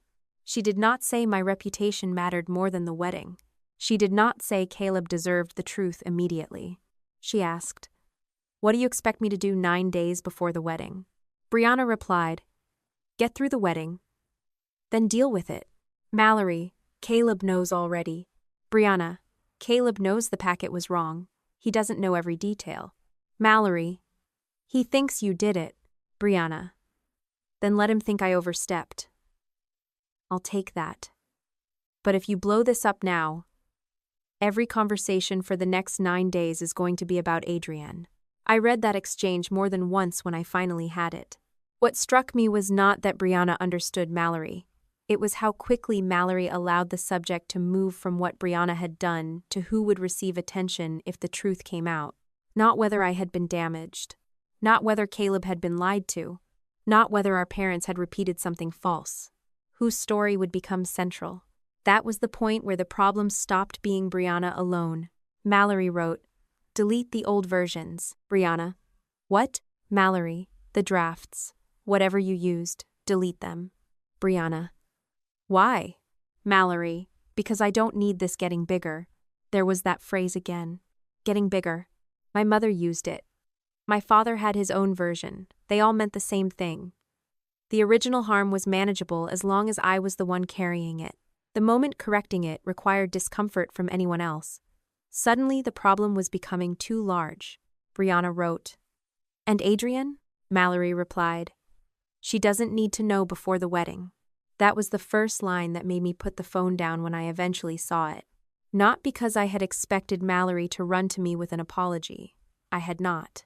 Not because I thought we had some deep sisterly bond she had violated. We did not. It was the casualness of the decision. My name had already been dragged through 4 months of family conversations. I had been excluded from events. My mother had repeated the accusation to relatives. Caleb had viewed me as a possible threat to his relationship. Mallory now knew that was built on a fabrication, and her decision was that I did not need to know yet, as though innocence could be scheduled around floral deliveries. The thread continued. Brianna wrote, "Are you sure?" Mallory, "Yes." Brianna, "What are you telling Caleb?" Mallory, "That I'm handling it." Brianna, "He's going to ask questions." Mallory, "Then stop giving him anything to find. That line would matter later too." At the time, I knew none of this. From my perspective, April 9th passed like any other Thursday. I worked. I answered 2 emails from a vendor compliance review. I went grocery shopping on the way home. I remember standing in the produce aisle debating whether avocados had become too expensive to justify buying 3 at once. Somewhere across town, my sister was learning that I had been falsely accused for months and deciding I could wait another 9 days. The next morning, Caleb texted me. "Talk to Mallory." I answered. "And?" He took almost 20 minutes to reply. "She's going to deal with Brianna." That was all he said at first. I called him. He answered quietly, like he had stepped away from someone. "What does deal with Brianna mean?" "I don't know yet." "Did you show her the timing issue?" "Yes." "The source comparison?" "Yes." "What did she say?" "She was upset." "That's not an answer." "I know." I waited. Caleb said, "She doesn't think you made the packet." That was the first time anyone in my immediate family orbit had stated it without qualification. I should have felt relieved. Instead, I asked, "What changed her mind?" I showed her what we found. "Did she talk to Brianna?" Another pause. "Yes." "And?" "She says she's handling it." The phrase irritated me immediately. "Caleb." "I know." "No, you don't." "Did Brianna admit anything?" "I don't know exactly what they said." That turned out to be mostly true. Caleb had not seen the full thread and did not know about the later voice message. Mallory had told him she confronted Brianna and that Brianna had crossed boundaries. She had not told him Brianna admitted assembling material. She had not told him she ordered old versions deleted. She had definitely not told him she intended to keep me ignorant until after the wedding. I asked, "Is Brianna still maid of honor?" "Yes." That told me more than Caleb probably realized. "You're comfortable with that?" "No." "Then why is she still there?" "It's 9 days before the wedding." "So?" He exhaled. "There are rehearsals, schedules, deposits, people flying in." "Caleb, maid of honor is not an FAA position. The wedding can occur without Brianna standing next to Mallory." "I know." "Does Mallory?" He did not answer. I softened my voice slightly, because his problem was becoming obvious. Caleb had come to the edge of a truth he did not want to inspect too closely. It is one thing to discover your fiancé's best friend manipulated you. It is another to ask why your fiancé, after learning that, still wants the woman beside her during the vows. I said, "I'm not asking you to blow up your wedding." "I know. I'm asking whether you understand what her keeping Brianna means." "She said she needs a day." "Fine. Give her a day." That was still reasonable to me. People do not always make their best decisions within minutes of finding out they have been manipulated. I did not expect Mallory to reorganize a wedding party that same night. I did not expect a public apology by breakfast. I was willing to see what she did after the shock wore off. That was why I did not call her myself. I wanted one thing from Caleb. Tell me what she does next. He agreed. Over the following 2 days, almost nothing changed publicly. Brianna remained maid of honor. Mallory posted a photo from a final planning appointment with Brianna standing beside her. My mother texted the family about arrival times as though the last 4 months had never happened. No one called me. I remember checking my phone late Saturday night and feeling something settle into place. Not proof. Not yet. Just a growing understanding that being told the truth and responding to the truth were 2 different events. Sunday afternoon, Mallory finally texted me. The message said, "I heard Caleb talk to you again." I stared at it before answering. "Yes." She wrote, "I don't want any drama this week." I almost laughed. I typed, "Neither do I." Her reply came immediately. "Good. Then please don't contact Brianna." I read that twice. I had not contacted Brianna once. I wrote, "I wasn't planning to. Mallory, I mean it. Me. So do I." She did not say she knew I was innocent. She did not say Brianna had admitted anything. She did not apologize. She gave me instructions. That was Mallory's version of control. If she could define my next action, she did not have to discuss hers. I could have pressed her then. I could have written, "What did Brianna tell you?" I could have demanded a correction. Instead, I saved the exchange and put my phone down. That choice was not passivity. I did not yet know enough. Caleb had told me Mallory no longer believed I made the packet. I had no direct evidence of exactly what Brianna had confessed or what Mallory had ordered afterward. If I confronted Mallory based on fragments, she would do what she always did when cornered. She would narrow the conversation to whatever I could not prove. So I waited. 3 days later, Caleb called again. His tone had changed. "Something's off." "What?" "Brianna's still doing everything." I noticed. "Mallory says she's going to handle it after the wedding." There it was. After the wedding. Did she explain why? "She says if Brianna gets removed now, people will ask questions." They should. I know. I could hear the frustration in his voice now. She keeps saying it's 9 days of keeping things calm. It was 9 days Thursday. It's 6 now. I know. And what exactly is happening after the wedding? I don't know. I looked at the notes I still had on my desk. Then asked. He was quiet. I said, "Caleb, this isn't about whether Mallory likes me. I'm not asking for that. You're about to marry someone who knows the evidence against me was false. If she thinks keeping that quiet is acceptable because the calendar is inconvenient, you need to understand why." He said, "She says she'll fix it." When? After. That is not a time. He did not disagree. That evening, without my knowing it, Mallory gave Brianna exactly the kind of evidence that would eventually destroy that defense.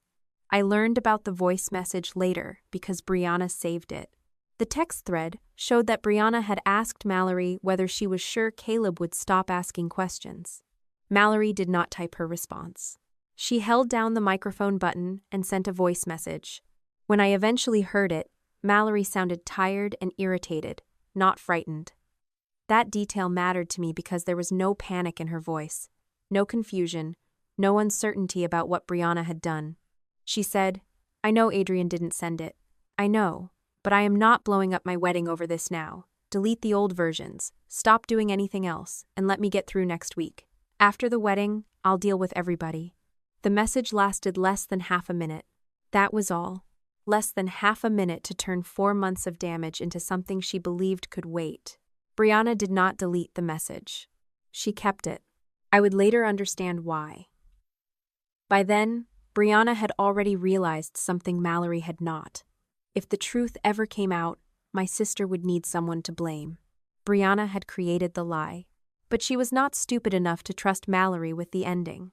And I was still several days away from learning that the person I had been waiting to discover the truth had already discovered it, waited against her wedding, and decided my name could stay dirty until the photographs were finished.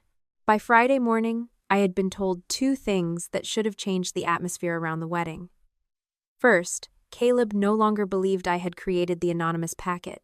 Second, Mallory had confronted Brianna and claimed she was handling it. What had not changed was everything visible. Brianna was still maid of honor. My parents were still treating me like the volatile element. Nobody had corrected a single thing they had said about me. If I had judged only by the family group text that weekend, I would have thought Caleb's discovery had never happened. The first reminder came from my mother. Denise called to confirm the rehearsal schedule and somehow managed to turn a 3-minute logistical conversation into another warning. She told me where to park when immediate family needed to arrive and which entrance the venue wanted us to use. Then her voice changed. "Mallory really needs this week to stay calm."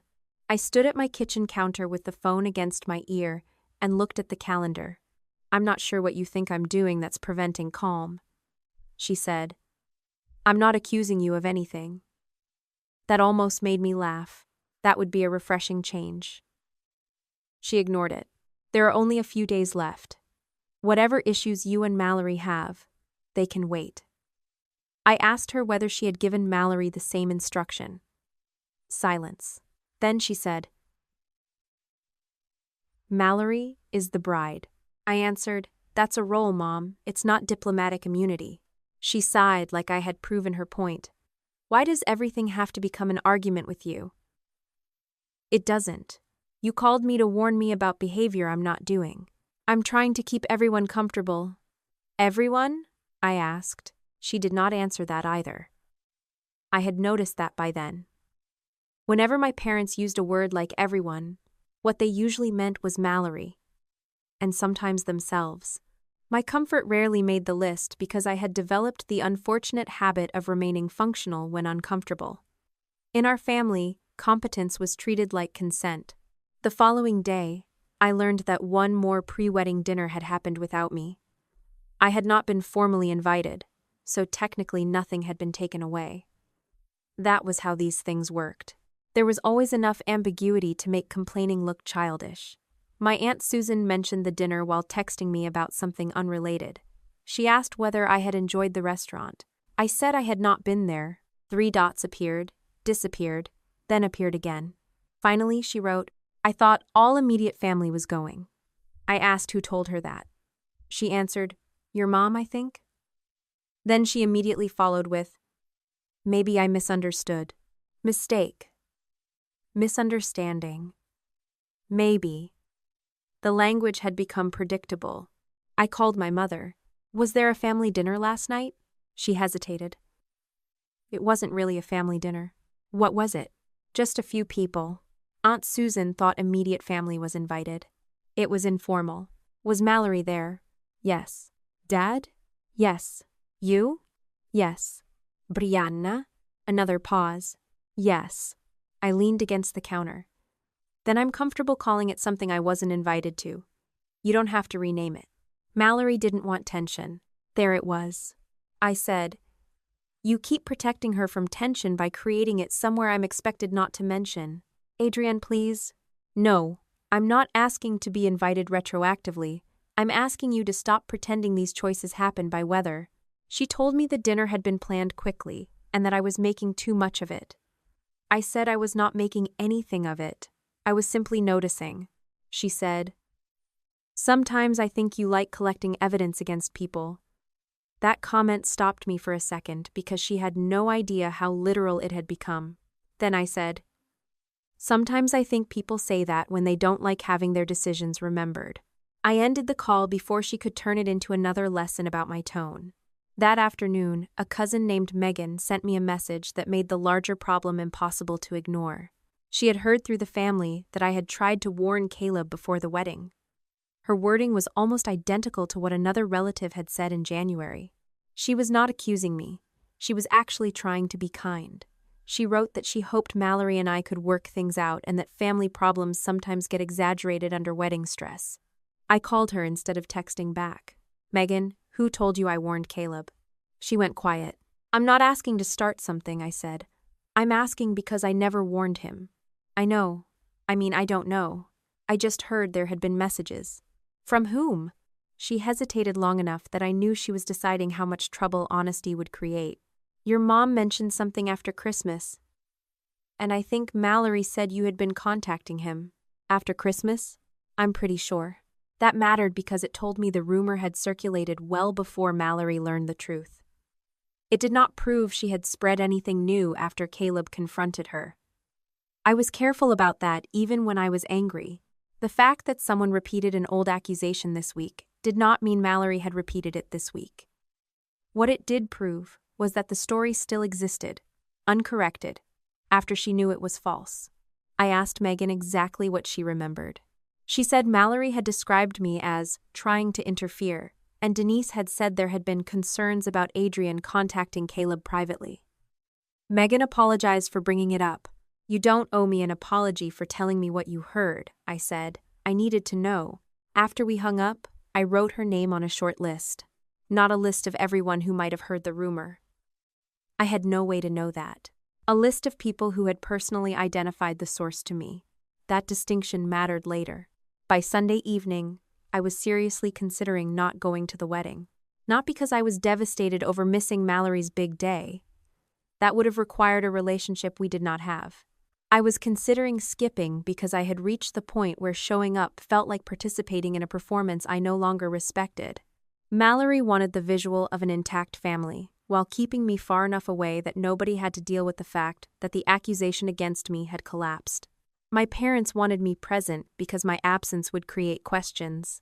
Brianna, apparently, wanted me present only if I stayed contained. I sat at my dining table with the invitation in front of me and tried to make the decision the same way I would make one at work. What happened if I did not attend? Best case, I got a peaceful Saturday. Worst case, my absence became the final exhibit in the story they had been telling for months. Adrian couldn't stand to see her sister happy. Adrian wanted to punish Mallory. Adrian made the wedding about herself by not coming. I knew I could not control what they said. That was not the reason I decided to go. I decided to go because I did not want my choice made for me by a false narrative. I had RSVP'd yes. I had done nothing wrong. I was not going to exile myself so everyone else could avoid the discomfort of looking at me. But I also decided I was done drifting through the week without a plan. On Monday morning, I emailed the venue coordinator.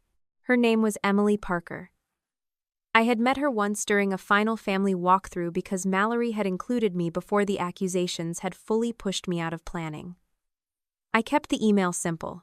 I said I needed a small private room after dinner on Saturday for a family conversation involving the bride, groom, my parents, and me. I said 20 minutes should be enough. I explicitly wrote that it did not involve vendors or the reception schedule and that I did not want an announcement made. Emily replied that there was a small conference room off the service corridor that would be unused after 7:30. She asked whether I needed water or anything set up. I said no. Then I printed the email. At the time, that felt almost ridiculous. Who prints an email about a private room?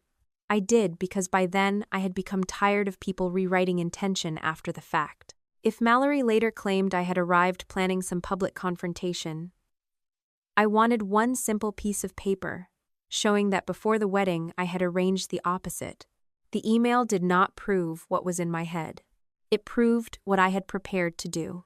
That was enough. I called Caleb that evening. Has Brianna been removed from anything? No. Has Mallory corrected what she told your family about me? Not that I know of. Has she corrected what she told mine? I don't know. Has she told you what Brianna admitted? A pause. She says Brianna crossed a line. That phrase is doing a lot of work. I know. He sounded tired. I asked, what exactly did Mallory tell you? She said Brianna took things too far and was trying to protect her. Protect her from what? She wouldn't say. That doesn't concern you? Yes. Good. He gave a humorless laugh. You really don't let people off the hook. I'm not your marriage counselor, Caleb. I'm asking questions because this thing was built around me. He was quiet for a moment. Then he said, I asked her whether Brianna admitted fabricating the screenshots. And? She said she didn't want to get into every detail until after the wedding. I looked at the private room email still open on my laptop. Caleb, you understand she's asking you to get married before she gives you every detail about someone manipulating your relationship. I know how it sounds. It sounds exactly like what it is. I'm not ignoring it. I didn't say you were. He exhaled. I don't know what to do 9 days before a wedding. It's not 9 anymore. I know. Then stop using the countdown as an argument. The calendar is not evidence. That was harsher than I intended. Caleb did not get defensive. Instead, he said, I think she's scared everything will fall apart. I stared out my window. That may be true. You don't sound sympathetic. I'm sympathetic to fear. I'm less sympathetic to using someone else's reputation as padding. He said nothing. I softened slightly. I'm not asking you to leave her. I'm not asking you to blow up the wedding. I'm asking you to stop accepting after as if it answers anything. He said he would talk to Mallory again. The next day, he texted me that he had. Mallory's answer was almost identical. She was handling Brianna. She would explain after the wedding. She wanted everyone focused on getting through Saturday. Caleb asked whether Brianna had lied about me. Mallory said, It's complicated. When he told me that, I wrote the phrase in my notebook. Not because it was evidence. Because it was a warning. People often call something complicated when the facts are simple and the consequences are inconvenient. By Tuesday, I had decided exactly how I wanted the wedding conversation to work. Ceremony first, dinner second, private room after. I would bring the core documents, not every message I had ever collected. I would tell Mallory, Caleb, and my parents what I knew. I would give them a chance to correct the story with the relatives they had involved. Then I would leave. I was not planning a reconciliation. I was planning an end to the accusation. That difference made the decision easier. Meanwhile, Brianna was apparently beginning to understand that Mallory's version of handling it might eventually mean handing Brianna over as the entire explanation. I did not know that at the time. What I knew then was that Caleb called me late Wednesday night from his car. I think Brianna's panicking. Why? She asked me whether Mallory told me everything. What did you say? I asked what everything was. And? She said never mind. I sat up straighter. That's not nothing. I know. Did you tell Mallory? Not yet. Why? Because I want to see whether Brianna says more. That was the first time Caleb sounded less like a groom trying to contain damage, and more like someone finally willing to let an uncomfortable question remain open. I said good. He paused. You approve? I approve of not warning people before they finish their sentence. He laughed once. That sounded ominous. It wasn't meant to. It probably was. The following morning, Brianna sent Caleb another message. He forwarded me a screenshot. Brianna had written, I know Mallory's telling you she's dealing with it. Just don't let her make this sound like I did everything alone. I read the sentence 3 times. Caleb wrote beneath it, What do you think this means? I answered, It means ask her what she means. He did. Brianna did not respond for almost an hour. Then she wrote, Forget it. Caleb called me. She's scared. Yes. Of Mallory? Maybe. Or of us finding something else. Also maybe. He sighed. You really refuse to guess. I guess all the time, I just don't label guesses as facts. That afternoon, Mallory texted me directly. Reminder. Rehearsal starts at 4:30 Friday. Please be on time. I answered, I will. She wrote, And please don't bring up anything with Brianna. I stared at that line. Me. I have not contacted Brianna. Mallory. Keep it that way. Me. Why? She did not answer. That silence did more than an accusation would have. If Brianna were simply the innocent maid of honor Mallory had believed in for months, why was my sister now so concerned about us speaking? I saved the exchange. Again, it was not proof of what Brianna had done. It was context. By Thursday night, my bag was packed for the rehearsal, and I had the first version of the folder sitting on my dining table. It was thinner than it would become 2 days later.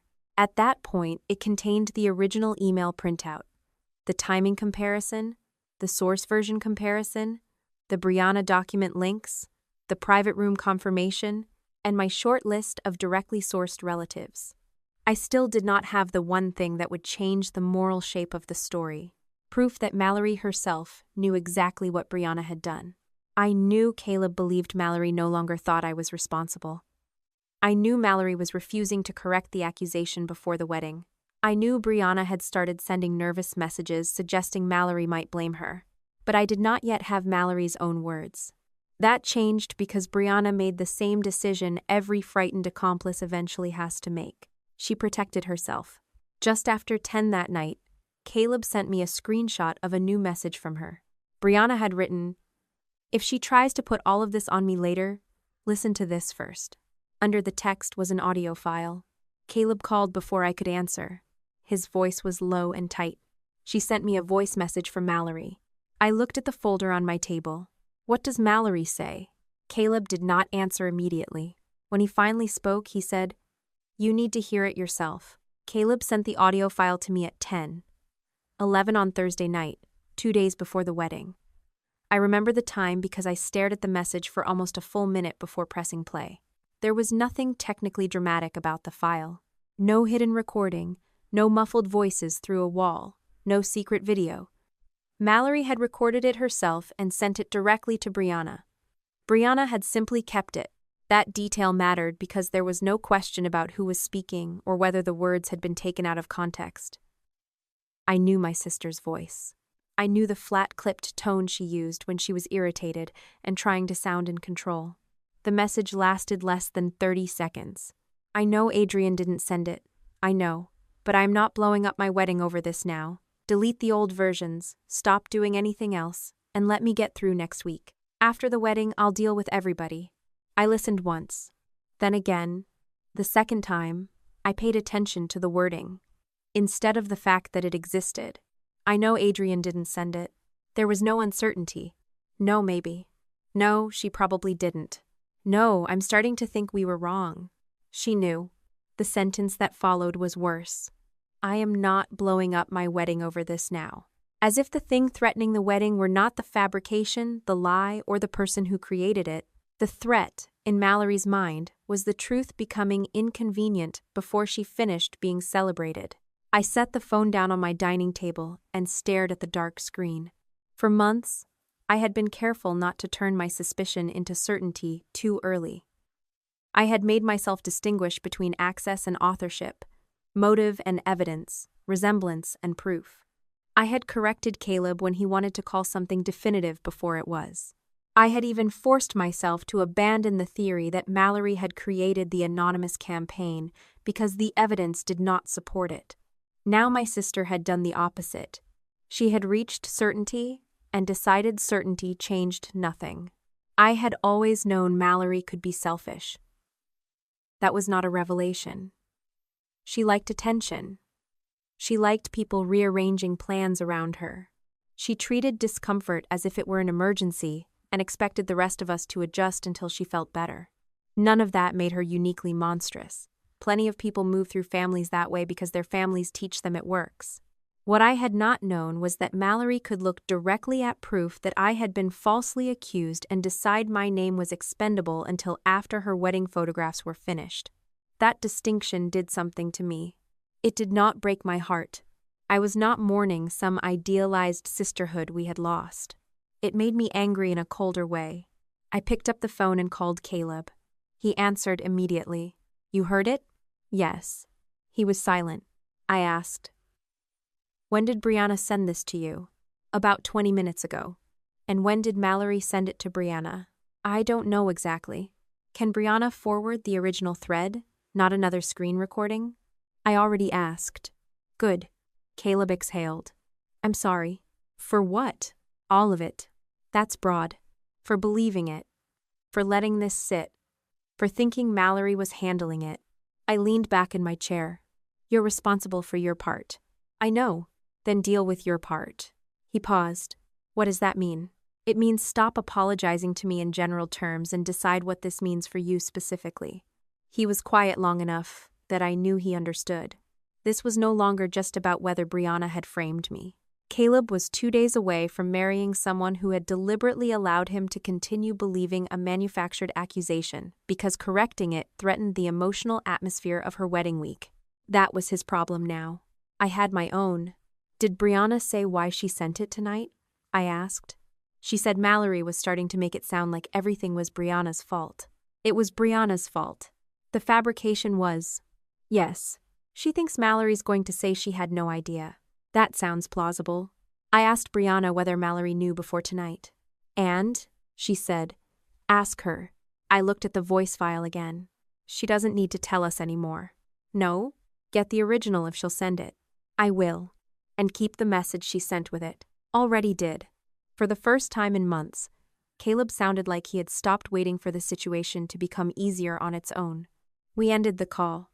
I sat alone at the table with the phone beside me and let myself be angry for exactly as long as I needed to decide what I wanted to do with it. That turned out to be longer than I would have admitted at the time. My laptop was open.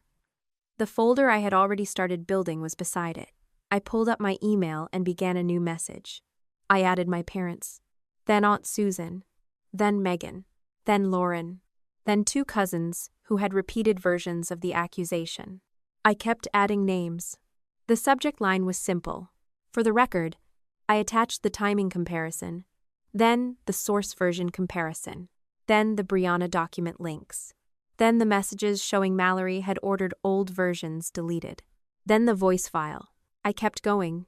There were things I had collected that had nothing to do with proving I was innocent. Messages Mallory had sent over the years that showed how differently she described people depending on what she wanted from them. An old argument where she had lied about something small and later admitted it privately. Screenshots of her complaining about relatives who still believed she adored them. Nothing criminal. Nothing earth-shattering. Just enough ugliness to make her look bad. I attached one of those too. Then another. That was the moment I stopped. Not because I suddenly felt compassionate, because I knew exactly what I was doing. I was no longer correcting the record. I was building a weapon. The distinction was obvious once I saw it. I sat back and looked at the list of attachments. If I sent that email, Mallory would be humiliated before breakfast. Brianna would be finished socially inside our family. My parents would spend Friday fielding calls. Caleb would be dragged into explanations before the rehearsal. The wedding might still happen, but the next 48 hours would revolve around what I had sent. And some part of me wanted that. I wanted Mallory to feel what it was like to have a story about her move faster than she could control it. I wanted my mother to answer uncomfortable questions. I wanted my father to stop saying everyone should calm down because calm would no longer be available. I wanted Brianna to know what it felt like to lose control of information. All of that was real. So was the question I forced myself to ask. Am I correcting the record, or am I trying to hurt her? The answer was both. That was not good enough. I removed the unrelated screenshots first, then the old messages, then the sarcastic notes I had added beside certain dates. I stripped the draft down until it contained only what directly related to the accusation. Then I deleted the whole email. Not because Mallory deserved protection, because I wanted to decide the timing instead of letting anger decide it for me.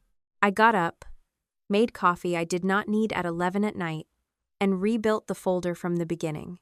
The first page was a one-page timeline. October. First anonymous email. February. Caleb gives me the originals. February and March. Manipulated evidence confirmed. Brianna becomes primary suspect. April 9th. Caleb shows Mallory the evidence. April 9th. Brianna admits she combined and altered material. April 9th. Mallory tells Brianna to delete old versions and keep me uninformed. April 16th. Brianna sends Caleb Mallory's voice message. The next section contained the original email and the server receipt time. Then the screenshot showing the impossible sequence. Then the source comparison. Then the Brianna document links. Then the messages. Then the voice file transcript. Then the email confirming the private room at the venue. At the back, I placed the short list of relatives who had directly told me where they had heard the accusation. I did not write every person I suspected, only the ones I could source. When I finished, the folder was still not thick. That was intentional. I did not need volume. I needed clarity. I wrote 3 rules on a yellow sticky note and put it inside the front cover. Do not disrupt the ceremony. Do not make dinner public. If Mallory repeats the lie or deliberately humiliates me, private protection ends. I stared at the third line longer than the first 2. That was the boundary. Not because I wanted to give Mallory one last emotional chance. I was not testing whether she loved me. I was testing behavior. If she could get through one evening without publicly attacking me, I would keep the confrontation private. If she could not, I was done protecting her from the consequences of a lie she knowingly preserved. I closed the folder. That should have been the end of the night. Instead, my father called at 11:26. I almost let it ring out. Then I answered. Hi, Dad. Were you asleep? No. He sounded relieved. Good. I just wanted to check in before tomorrow. The rehearsal was Friday afternoon. What about it? I know things have been tense. That is one way to describe it. Adrienne, I'm listening. He paused.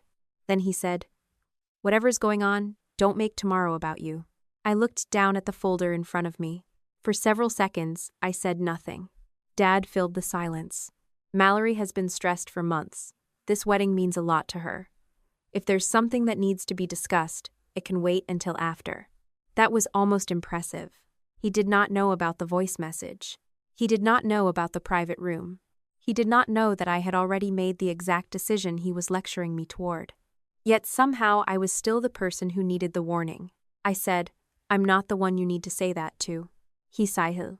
"See, that's what I'm talking about." "What are you talking about?" "The attitude." "What attitude?" "Like you're waiting for something to happen." I looked at the sticky note. Maybe I was. Not hoping. Waiting. There was a difference. Dad, I have not contacted Brianna. I have not confronted Mallory. I have not told the extended family what I know. I have not disrupted a single wedding event. I know. Then what exactly are you asking me not to do? Another pause. I just want everyone to get through this weekend. Everyone again. What does that mean? It means every time you say everyone, I'm included only as the person who is supposed to cooperate. That's not fair. Maybe not, but it's accurate. He sounded frustrated. Why can't you just let this go for 2 days? That sentence changed something. I asked him. Let what go? You know what I mean. No. Say it. The thing with the emails, Brianna. Whatever Caleb has been asking questions about, so he knew something had shifted. Not enough. But something. Who told you Caleb was asking questions? Mallory mentioned it. What did she say? That Brianna may have crossed a line. I almost smiled. There it was again. Crossed a line? The smallest phrase available for a months-long fabrication. I asked, did Mallory tell you the anonymous packet was manipulated? No. Did she tell you I did not create it? He hesitated. No. Did she tell you Brianna admitted altering anything? No. I let the silence sit. Dad finally said, this is why I don't want to get into it tonight. Dad, you called me. I called because I don't want a scene tomorrow. I looked at the folder. You're warning the wrong person. Adrienne. No, you are. He sounded tired now. I'm asking you as your father. And I'm answering as your daughter. I am not planning to disrupt the rehearsal or the wedding. That was true. I will be polite. I will show up on time. I will not start a confrontation. He exhaled. Thank you. Don't thank me yet. His tone sharpened. What does that mean? It means my behavior depends on other people's behavior too. That sounds like a threat. No, it sounds like a boundary. He hated that word. My father preferred requests because requests could be negotiated until the person making them gave up. He said, please don't do this. I haven't done anything. That's exactly what worries me. I almost laughed. Then I decided I was too tired. Good night, Dad. Adrienne. I'll see you tomorrow. I ended the call. The next morning, I woke up calmer than I expected. That was how anger often worked for me once I had given it a structure. If I knew what I would do, the emotional noise dropped. I went to work. I answered emails. I joined a 9:30 meeting. I ate lunch at my desk. Nobody in the office knew I had spent the previous night listening to my sister explain why my reputation could wait until after her wedding. That helped. It reminded me the wedding was not my entire life. By 3, I had shut down my laptop and gone home to change for the rehearsal. I wore a navy dress, low heels, and nothing that required attention. The folder stayed at home. That was deliberate. The rehearsal was not where I planned to use it. I arrived at the venue at 4:22. 8 minutes early. Dad noticed. Of course he did. He gave me a small nod, as if punctuality meant I had passed the first test. Mallory was near the ceremony space with Brianna. Seeing them together after hearing the voice message was different. Before, I had looked at Brianna and seen a suspect. Now I knew she had admitted enough to Mallory for my sister to understand the truth. I also knew Mallory had told her to delete the working versions. Yet there they stood, bride and maid of honor, side by side. Brianna saw me first. Her eyes flicked toward Mallory. That was all. Mallory turned. For half a second, neither of us moved. Then she smiled the way people smile when too many witnesses make honesty inconvenient.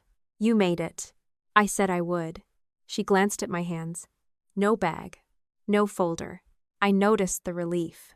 That annoyed me more than it should have. Mallory said, can we keep today simple? Absolutely. She blinked. Maybe because she expected resistance. I added. I'm very interested in simple. Brianna looked away. The rehearsal itself went fine. I stood where I was told, walked when I was told, listened to the coordinator explain timing. Mallory corrected a flower girl's position 3 times and asked the officiant whether one line in the ceremony could be shortened. Nobody accused me of anything. Nobody brought up Caleb's messages. I left without incident. That night, Caleb texted, "How did rehearsal go?" I answered, "Uneventful." He replied, "Good." Then, 30 seconds later, Brianna asked if you said anything to her. Me, I didn't. Caleb, she seems nervous. Me, she should be. I stared at what I had typed before sending it. Then I sent it anyway. Not every sharp thought needed to be softened. Caleb responded, "Mallory wants me to drop it until after tomorrow." Me, "Are you?" He took a while. Then, no, that mattered. Not because Caleb had chosen my side. There were no sides left that simple. It mattered because he had finally stopped treating postponement as resolution. I went to bed around midnight. The next morning was the wedding. I got ready alone. No dramatic music. No breakdown. No last-minute phone calls. I put on the dress I had bought months earlier, did my hair, checked the weather, and ate breakfast because I had no intention of surviving a long wedding day on champagne and resentment. Then I opened the dining room cabinet. The folder was where I had left it. I took it out. For a moment, I considered leaving it behind. That would have been the easiest version of the day. Show up. Smile. Eat dinner. Leave. Let Mallory explain things whenever she felt ready. Maybe never. I knew exactly what would happen if I did that. The accusation would continue existing because nobody with an incentive to correct it had done so. I was finished waiting for people to become uncomfortable enough to do the right thing voluntarily, so I put the folder into my bag. Not because I planned to use it, because I planned to have the choice. That was the difference. By then, I knew Brianna had built the lie. I knew Mallory had chosen to preserve it. I knew my parents had repeated it without checking. What I did not know was whether Mallory would make one more deliberate choice in public. She had one job left if she wanted the truth to stay private. Leave me alone. By the time she walked Brianna to my chair and pushed it in with both hands, she had answered for herself. When I stood at the end of the family table with the folder in my hand, Mallory stared at me as if the problem had begun the moment I got out of my chair. That was almost impressive. She had personally walked Brianna across the room, pulled out the seat that had been mine, waited for her to sit, and pushed the chair in beneath the family sign. My father had watched. My mother had watched. At least 3 relatives had watched. And somehow Mallory's first instinct was still to act as though my reaction were the event everyone needed to explain. "What are you doing?" she asked. Her voice was low at first, probably because she still believed she could keep the situation contained if I cooperated. I looked at her, then at Brianna, correcting the record. Mallory glanced around the table. Conversations nearby had already started to fade. The room had not gone completely silent, but enough people had noticed the tension that the noise had changed. There is a particular kind of quiet that happens at weddings when guests sense something is wrong but are still pretending not to listen. Forks pause. Heads turn slightly. People lower their voices instead of stopping them altogether. Mallory gave me a tight smile. "You're really doing this over a chair?" "No." She blinked. I waited because I wanted to know whether the chair was a mistake. My father stood fully now. "Adrienne." I held up one hand. "Dad, you already called it a mistake. I'm explaining why it isn't one." Mallory's expression hardened. "It's a seating chart." "No, the seating chart was the question." I pointed toward Brianna without looking away from Mallory. "You answered it." Brianna shifted in the chair. My mother said, There was obviously some confusion. I turned toward her. Was Mallory confused when she walked Brianna over here? Denise opened her mouth. Nothing came out. Lauren, sitting a few seats down, looked between us and said, We all saw her bring Brianna over. Mallory snapped, Nobody asked you. Lauren leaned back.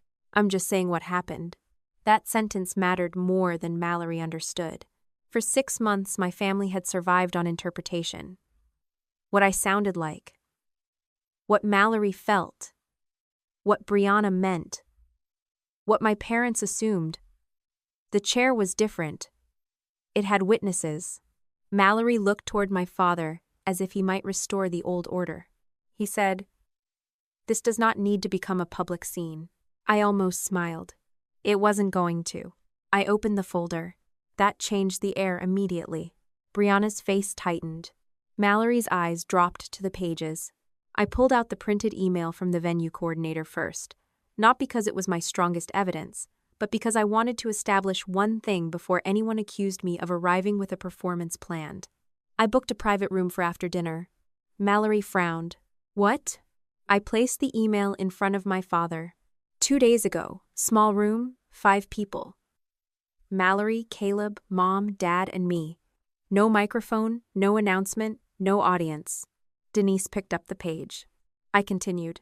"I came here planning to handle this privately. I sat through the ceremony. I took the pictures. I did not confront Brianna. I did not confront Mallory. I did not tell the guests anything." Mallory said, "Then why are you doing this now?" "Because you just made your choice public." She shook her head. "You are making a chair into some huge statement." "No, you made the statement." I waited until you finished it. Caleb had been standing several feet away near the head table when I started speaking. By then, he had moved closer. His expression was different from everyone else's because he already knew enough to understand what the folder represented. I looked at him. "You have the original email on your phone?" He nodded. Mallory turned sharply. "Caleb." He ignored her. "Yes. Good." I took out the one-page timing comparison. I had kept it simple on purpose. 2 timestamps. 1 screenshot. 1 sentence explaining the contradiction. I placed it on the table where Mallory, my parents, Brianna, and Caleb could see it. For months, people in this family have been saying I sent anonymous messages to Caleb to interfere with this marriage. My Aunt Susan shifted in her chair. I looked toward her. "I'm not going to make everyone in this room read technical documents. I'm going to show the people involved what they already should have checked." That was important to me. I was not interested in turning 100 wedding guests into amateur forensic analysts. I pointed at the top of the page. Caleb's email account received the anonymous message at 8:56 p.m. Caleb unlocked his phone and opened the original message. He turned the screen toward my parents. "That's correct." I pointed to the image beneath it. The attachment inside that email claims to show a private message sent at 9:17 p.m. the same night. My father frowned. Denise leaned closer. Mallory's eyes moved between the 2 times. I said, "That image cannot be an authentic screenshot of a message that did not exist yet." Brianna spoke for the first time. "That doesn't prove anything." Her voice was sharper than usual. I turned toward her. "It proves the image was manipulated or misrepresented." "You don't know that." "I know an email cannot contain a genuine screenshot from 21 minutes in the future." A few people close enough to hear reacted quietly. Brianna's jaw tightened. I continued before she could redirect the conversation. "What it does not prove is who made it." I saw Caleb look at me. He understood why I phrased it that way. Mallory said, "So you're admitting you don't know who did it?" "I'm saying I didn't start by deciding who I wanted to blame." That landed. My father looked down. I took out the next page. "This is the second problem." I put my original message thread beside the version from the anonymous packet. The anonymous material contains parts of a private conversation I never received. Mallory said, "How do we know you didn't delete them?" "You don't." The answer surprised her. I pointed at Caleb. "But he has the longer version you forwarded to him. His copy matches the source material used in the anonymous packet more closely than mine does." Caleb nodded. I compared them. Mallory's expression changed. "Not panic yet. Calculation." I continued. "The anonymous sender had access to material I did not have. That does not automatically prove who built the packet. It proves the story that I obviously created it because I knew the information was weak from the beginning." My mother whispered, "Oh my God." I looked at her. "No, Mom, not yet." She blinked. "I'm not finished." Brianna pushed her chair back a few inches. "Mallory, this is ridiculous." Mallory did not answer. That was the first moment I saw real fear in Brianna's face. Not because I had exposed her, because Mallory had stopped defending her automatically. I took out the planning document comparison. This is where Brianna became the primary suspect. Brianna stood. Absolutely not. I did not raise my voice. You created these wedding planning files. I placed one of them beside the anonymous document. She looked at it. So? Same heading structure. Same internal labeling style. Same unusual file naming convention. Same order of summary, notes, and dates. That's a template. Maybe. She stared at me. I tapped the page. That's why I never called it proof by itself. Brianna looked around as if the room might still rescue her if she found the right audience. This is insane. She's been obsessed with me for months. That was almost funny. I said, I have spoken to you directly, exactly twice since October. Brianna looked at Mallory. Tell her. Mallory's face had gone pale. Tell her what? That she's twisting everything. Mallory hesitated. That hesitation was the loudest thing she had done all evening. Brianna saw it too. I did not need to interrupt. I let the silence sit.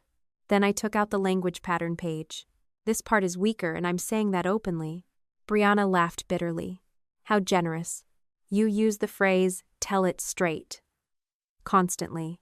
Several old group messages were printed beneath the phrase.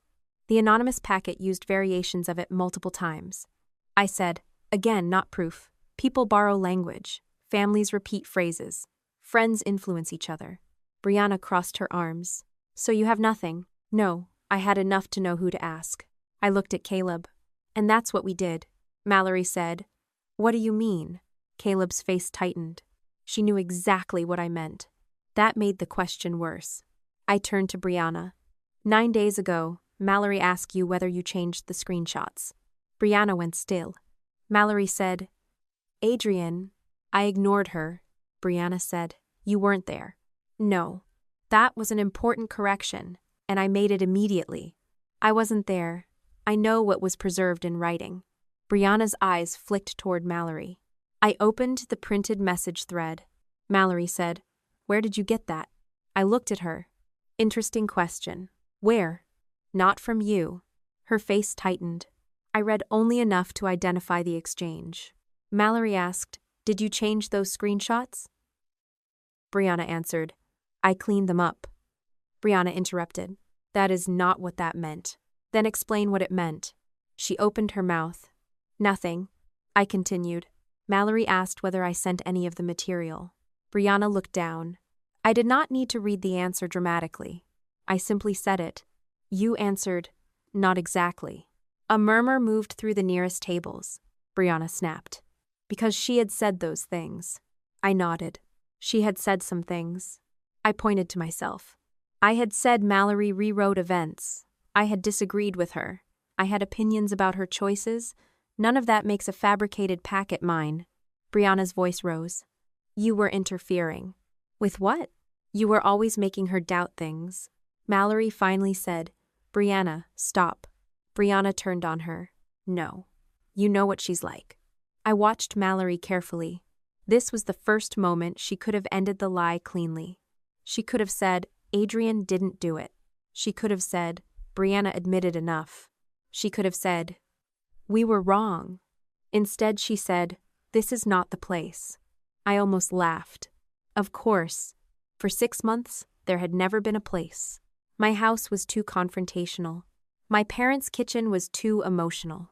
Christmas was inappropriate. Wedding week was too stressful. The rehearsal was too close. The wedding was not the place. Truth, apparently, required a venue nobody could ever locate. I looked at her. You're right. That surprised her.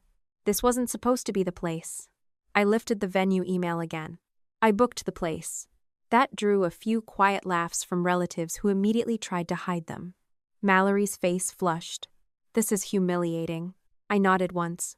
Yes. She stared at me. I added, Being falsely accused for 6 months wasn't especially pleasant either. Dad said, Adrian, we understand there were problems with the evidence. No, Dad. You understand that now because I am forcing you to look at it. His expression hardened. I kept going. There is a difference. My mother looked toward Caleb. Did you know all this? he answered carefully. I knew the evidence had been manipulated. I knew Brianna was the strongest suspect. I did not know everything Adrian has. That was true. He had not seen every printed page. He knew the essential chain. Denise turned to Mallory. Did you? Mallory froze. It was a simple question. That made it dangerous. Brianna looked at her. Caleb looked at her. My father looked at her. Mallory said. I knew there were concerns. I felt something inside me go very still. Concerns. She was going to try it. She was going to survive by making Brianna the liar, and herself the confused bride. I said, No. Mallory glared at me. I wasn't talking to you. You're talking about me. She turned toward the guests beyond our table. This is exactly what I mean. She's turning everything into some trial because she can't stand that tonight isn't about her. That was the old narrative. Predictable, comfortable, and, for the first time, fragile. I closed the first section of the folder. All right. Mallory blinked. All right, what? If that's your defense, let's test it. Dad said. Adrian enough. I looked at him. Not yet. Mallory's voice sharpened. What more could you possibly have? I turned one divider in the folder. She saw the next stack. Her expression changed before I said a word. That reaction did not go unnoticed. Brianna noticed it first. Then Caleb. Then my mother. I said, Up to this point, I've shown why the anonymous packet was false and why the evidence pointed toward Brianna. Mallory folded her arms. So this is the part where we stop talking about what Brianna did. Brianna looked at me. Mallory did not move. I looked directly at my sister. This is the part where we talk about when you found out. Her face lost the last of its color. She said, I didn't know she did all this. For 1 second, Brianna just stared at her. Then she gave a small, disbelieving laugh. Not nervous, not defensive, almost offended. I knew that sound immediately. Brianna had just realized Mallory intended to let her carry everything. I had expected denial. What I had not expected was how quickly the two of them would begin destroying each other once there was no longer enough blame to share. I opened the next section of the folder. Actually, Mallory, I said, that's the part we need to talk about next. Brianna's laugh died almost as quickly as it started. She was still sitting in the chair Mallory had given her, but the posture had changed completely. 10 minutes earlier, she had looked like the honorary daughter my family had been treating her as for years. Now she looked like someone who had suddenly realized the person beside her was preparing to hand her over as the explanation for everything. Mallory heard it too. Don't, she said. Brianna stared at her. Don't what? Make this worse. That was the wrong thing to say. Brianna pushed her chair back and stood. Worse for who?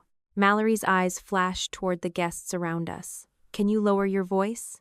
Brianna actually smiled then, but there was nothing friendly in it. Oh, now you care about keeping things private. I watched them for a second before opening the next section of the folder. I had expected Mallory to deny how much she knew. I had expected Brianna to minimize what she had done. What I had not expected was how quickly their loyalty to each other would collapse the moment only one of them could survive the story intact. Mallory looked at me. I said I didn't know she did all of this. I nodded. That's why we're going to use dates. She folded her arms. You're unbelievable. No, I'm organized. I pulled out the April 9th timeline and placed it in front of Caleb. He did not need it explained, but my parents did. 9 days before the wedding, Caleb showed Mallory the timing contradiction. He showed her that the anonymous packet had been manipulated. He showed her that the source material used in it included messages I had never received. Denise looked at Mallory. Is that true? Mallory said, He showed me things. Yes. What things? My mother asked. Mallory looked irritated now, as though Denise were betraying her by requiring specifics. Screenshots, documents, I don't remember every page. Caleb answered before I did. I showed her the 8:56 email receipt and the 9:17 message inside the attachment. Mallory turned toward him. Caleb. He kept going. I showed you Adrian's copy of the thread. I showed you mine. I showed you that the anonymous packet had content Adrian didn't have. Mallory's face tightened. You told me Brianna might have been involved. No. Caleb's voice was calm. I told you the packet was fabricated and that Adrian didn't send it. Mallory shook her head. You did not know that for certain. I opened the printed message thread. That's where Brianna helped. Brianna looked at me. Mallory looked at her. I placed the page in front of my mother. After Caleb talked to Mallory, Mallory contacted Brianna. Denise read the first lines. Mallory said, "Mom, you don't need to read private messages at my wedding." My mother looked up. For 6 months, you let me believe your sister tried to sabotage your marriage. Mallory's mouth opened. Denise continued. If there are messages showing that wasn't true, I'm reading them. It was the first time that evening my mother had said anything that did not begin with protecting Mallory from the discomfort of what was happening. Mallory looked stunned. I did not enjoy that as much as I thought I would. Maybe because by then the satisfaction had changed shape. I had wanted the truth visible. Watching people realize what they had done with the lie was heavier. I pointed to the relevant part. Mallory asked Brianna whether she changed the screenshots. Denise read silently. Her face shifted. What does I cleaned them up mean? Brianna said quickly. It means I combined things. There were conversations all over the place. I looked at her. You also made them appear to come from someone else. I never used your name? No, you made sure Caleb supplied it for you. That's not what happened. Caleb looked directly at her. Then why did you use things only people close to Mallory would know and frame the sender as someone who had watched her for years? Brianna did not answer. I pointed farther down the page. Mallory asked one direct question. My father leaned over Denise's shoulder. I said, she asked whether I sent any of it. Mark read Brianna's reply. Not exactly. His face changed. I watched the moment he understood. He looked at Mallory. You knew? Mallory said, I knew Brianna had changed things. That is not what I asked. Dad almost never interrupted Mallory when she was upset. She noticed. Her voice sharpened. I was trying to figure out what happened, I said. Then let's keep reading. Mallory glared at me. You're enjoying this. I considered lying. Instead, I said, I'm enjoying not being called guilty. That quieted her for a second. I turned the page. After Brianna admitted enough for Mallory to know the packet did not come from me, Mallory told her to delete the old versions. Dad read the line himself this time.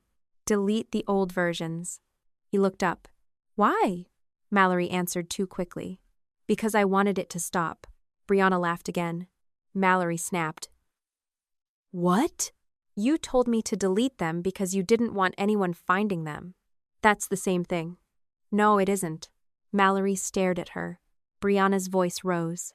You didn't tell me to confess. You didn't tell me to apologize to Adrian.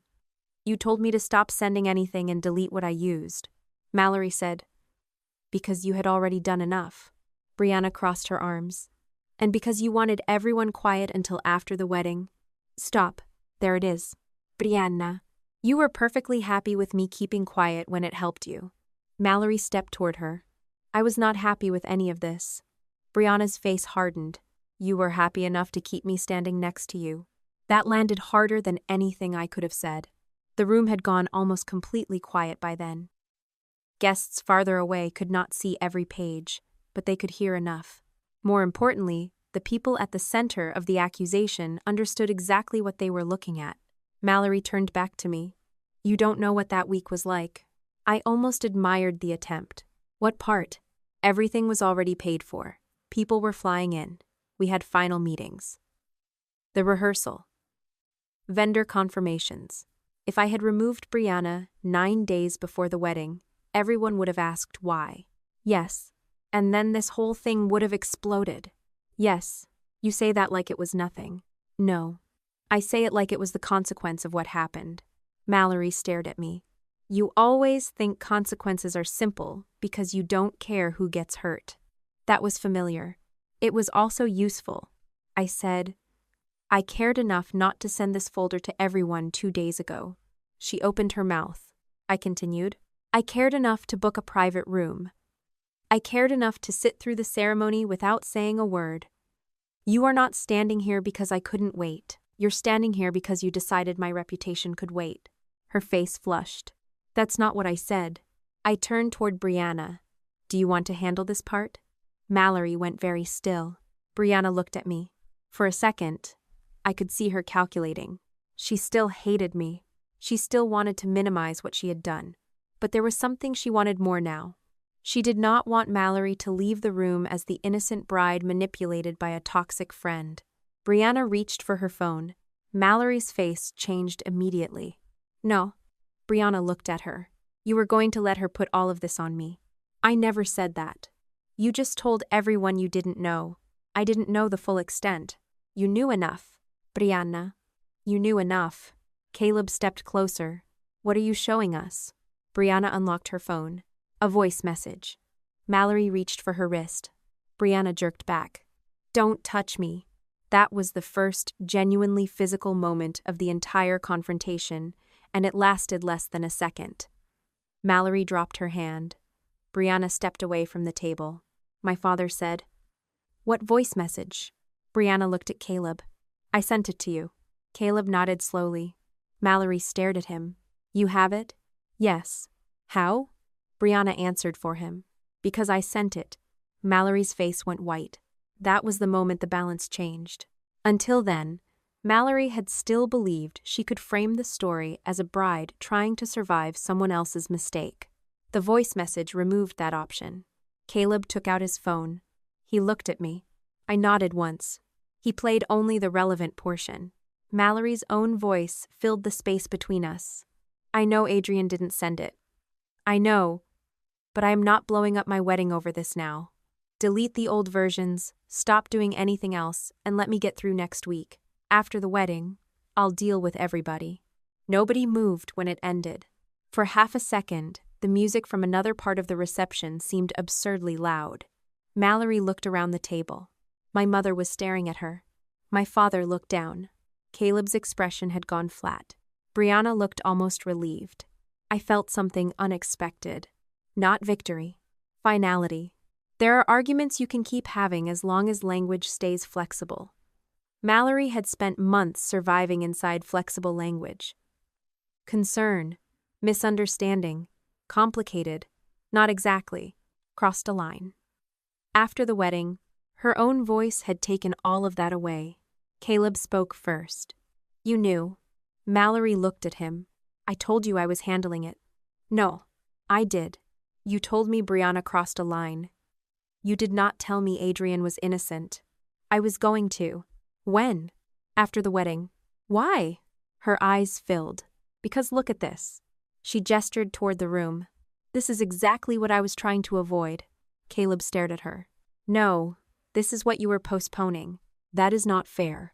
You knew someone fabricated evidence against your sister. I had just found out. You had 9 days. I had a wedding. Caleb actually stepped back. The movement was small. Mallory saw it. Caleb. He shook his head. No. What? You keep saying wedding like it answers the question. She looked panicked now. I was trying to protect us. From what? From all of this. He pointed toward the folder. Truth? That's not what I mean. Then what do you mean? She struggled for words. Drama. Caleb's expression changed. I knew that look because I had felt it months earlier. The moment when a word becomes too small to carry what someone is trying to hide inside it. Drama. He repeated. Mallory said nothing. Caleb looked at me briefly, then back at his wife. You let me believe Adrian might be sabotaging us. I told you I didn't think she wrote the packet. Not when you knew. I needed time. You had time to tell Brianna to delete things. Mallory flinched. He continued. You had time to tell Adrienne not to contact her. Mallory's eyes flicked toward me. He had seen that exchange too. You had time to keep Brianna as your maid of honor. That was complicated. No, it was convenient. Mallory began crying. That usually changed the room. For most of my life, tears from Mallory had been a fire alarm. Conversation stopped. Volume dropped. Somebody found a tissue. Somebody else decided the original issue could wait because she was too upset. This time nobody moved fast enough to rescue her. Denise reached toward her automatically, then stopped. I noticed. Mallory noticed too. Mum? Denise looked shaken. I don't know what you want me to say. Mallory stared at her as if she had spoken another language. What do I want you to say? I don't know. You're seriously taking her side? There it was. Not the truth. Not the evidence. Sides. Denise looked down at the message thread again. I'm reading your words. Mallory turned toward Dad. Dad? Mark rubbed one hand over his face. He looked older than he had that morning. I think we need to stop pretending this is a misunderstanding. Mallory's mouth opened. I felt the irony immediately. 6 months earlier, I had wanted one sentence like that. Now it sounded almost inadequate. Still, it mattered.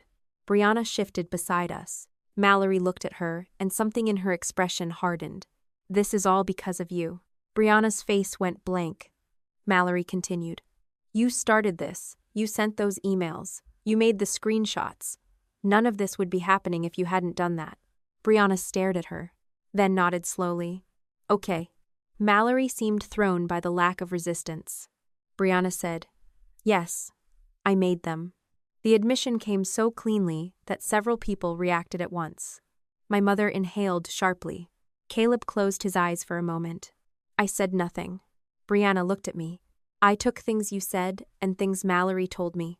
I combined conversations. I made the screenshots look worse than they were. Her voice was shaking now, but she kept going. I wanted Caleb to see what Mallory saw. I said, what Mallory saw, or what you needed her to see. She glared at me. You always made her feel like she was second. I did not argue. That was not evidence. That was Brianna trying to turn motive into justification. I asked, So you fabricated evidence? I thought you were already interfering. That was not my question. She looked away. Yes. The word landed quietly. No gasp. No dramatic collapse. Just yes. I had spent months building a trail toward that answer, and when it finally arrived, it sounded smaller than the damage it had caused. Mallory said, There, she admitted it. Brianna snapped around. You knew. I didn't know when you started. I never said you did. You made me part of this. Brianna laughed bitterly. No, I made the first mess. You saw the mess and decided it was useful. Mallory stepped toward her. You don't get to stand there and blame me. I'm not blaming you for what I did. Brianna's voice rose. I'm blaming you for what you did after. That distinction mattered. It was the distinction I had been trying to keep clean for weeks. Brianna was responsible for fabrication. Mallory was responsible for concealment. Neither erased the other. Mallory said, I was trying to get through my wedding. Brianna said, And you were going to let me take all of it afterward. You don't know that.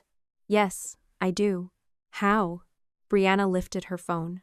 Because you already started. Mallory's face changed. Brianna continued. You told Caleb I crossed a line. You told him you didn't know the details. You told Adrian not to contact me.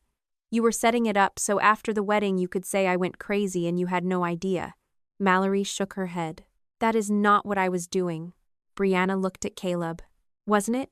Caleb did not answer. He did not need to. The pattern was sitting in front of all of us. Mallory's entire strategy had depended on delaying truth until she could choose the safest version of it. Brianna understood because she had been helping her do exactly that to me. I looked at Brianna. You kept the voice message because you didn't trust her. She looked at me. For the first time that night, she did not try to lie. No, Mallory said, After everything I've done for you? Brianna looked genuinely stunned, then angry. After everything you've done for me? Her voice cracked. I've been there for you every day for years. Mallory said, And you used me. Brianna shot back. You used me too. That was the heart of it. Not friendship. Not family. Utility. Brianna needed Mallory to need her. Mallory needed Brianna to confirm she was always the injured person in every conflict.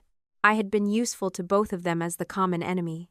Once the enemy stopped cooperating, the friendship had nothing stable underneath it. Brianna looked at me again. I was protecting her. I shook my head. No, you don't know anything about us. I know enough. She laughed harshly. Of course you think you do. I said. You didn't protect her. You made sure she needed you. Brianna went silent. I continued. Every time Mallory had a problem with me, you became more important. Every time she trusted me less, she trusted you more. The anonymous packet didn't protect her from anything. It made you indispensable. Brianna's eyes filled. You think I wanted this? I think you wanted a place in this family badly enough to convince yourself anything that kept you in the middle was justified. Denise looked at Brianna. That one hurt her. I saw it. My mother had been one of the people who treated Brianna like another daughter. Brianna said, Your family was more of a family to me than mine ever was. I believed her. That did not change what she had done. I said, Then you should have protected it by not manufacturing an enemy inside it. She looked away. Mallory said, You need to leave. Brianna turned back. What? Leave. You're serious? Yes. You wanted me in this chair 10 minutes ago. Mallory's voice broke. I don't want you anywhere near me. Brianna looked around the table. At Denise. At Mark. At Caleb. Finally at me. For a moment, she looked less like a villain and more like someone who had spent years building a home out of other people's weaknesses and had just watched the roof disappear. Then she picked up her bag. She did not apologize to me. I did not expect her to. She walked away from the family table through a room full of people who had spent years introducing her as practically family. That was the first consequence that actually fit what she had done. She had manipulated her way toward belonging. She left without it. Mallory watched her go, then turned on me. Happy? I looked at her. No. Don't leave. I'm not. You got exactly what you wanted. I almost asked what she thought I wanted. Then I realized she had already answered that question for herself. She believed everything was about winning a position. Someone had to be chosen. Someone had to be outside. Someone had to be right enough that another person became wrong. I said, I wanted the lie corrected. You ruined my wedding. Caleb closed his eyes. My mother whispered. Mallory. Mallory ignored her. You could have waited. That was when Denise finally found her familiar argument. Yes, she said quickly. Adrian, I understand why you're upset now, but this could still have waited until after tonight. I looked at her. For a second, anger flared so sharply I almost laughed. Then I remembered the paper at the front of the folder. I pulled out the venue email. No, Mom. I put it in front of her. This is the email I sent 2 days ago. She read it. I continued. I requested a private room after dinner. Her eyes moved over the page. I named 5 people: Mallory, Caleb, Dad, you, and me. Denise looked up. I was going to wait. She said nothing. I was going to do exactly what you're telling me I should have done. Mallory said, You brought a folder to my wedding. Yes. That proves you came prepared for this. It proves I came prepared to correct 6 months of false accusations. You wanted a confrontation. A private one. I tapped the email. Until you took the private problem and turned it into a public statement. Mallory shook her head. Again with the chair. Yes, again with the chair. Because everyone keeps pretending intent disappears if the object is small. My father looked at the email. He read the date. April 16th. Then he looked at me. You really booked the room before today? Yes. For after dinner? Yes. He looked toward Mallory's abandoned place card, then at Brianna's empty chair. His face changed. Not dramatically, just enough. Denise said, But you still could have waited. That was when I stopped being careful with her. You didn't. She stared at me. What? You didn't wait to accuse me. That's not fair. You told relatives there were concerns I was contacting Caleb. Mallory told people I was interfering. I was removed from events. I was treated like someone who needed to be managed. Denise opened her mouth. I continued. Nobody said we should wait until after the wedding before spreading that. She looked down. I asked, Why was the truth the only thing that needed a better time? No one answered. My Aunt Susan did. Not me. Not Mallory. Susan looked at Dad. Mark, did you ever actually see the original emails before you told us Adrian might be involved? Dad looked at her. His face tightened. I saw screenshots.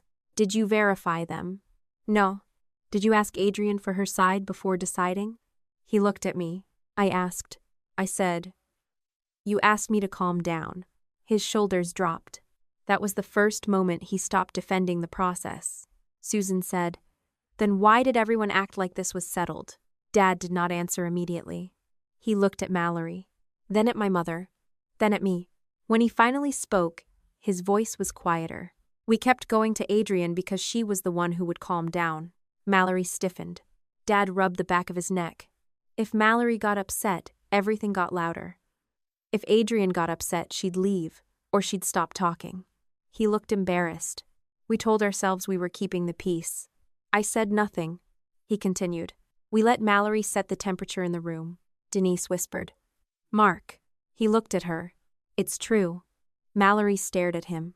You're blaming me for how you raised us. No. His voice was tired. I'm saying we were not neutral. That sentence landed differently from everything else. Not because it repaired anything. It did not. But my father had spent most of my life treating neutrality as his best quality. For him to admit he had never actually been neutral mattered. Mallory's eyes filled again. So now everybody's against me. There it was. Still, after the documents, after Brianna's admission, after her own voice message, the story in Mallory's head remained a question of who was against her. Caleb looked at her for a long time. Then he removed his wedding band. The movement was small enough that only the nearest people noticed at first. Mallory saw immediately. What are you doing? I need to leave. Her face changed. No, I can't do this here.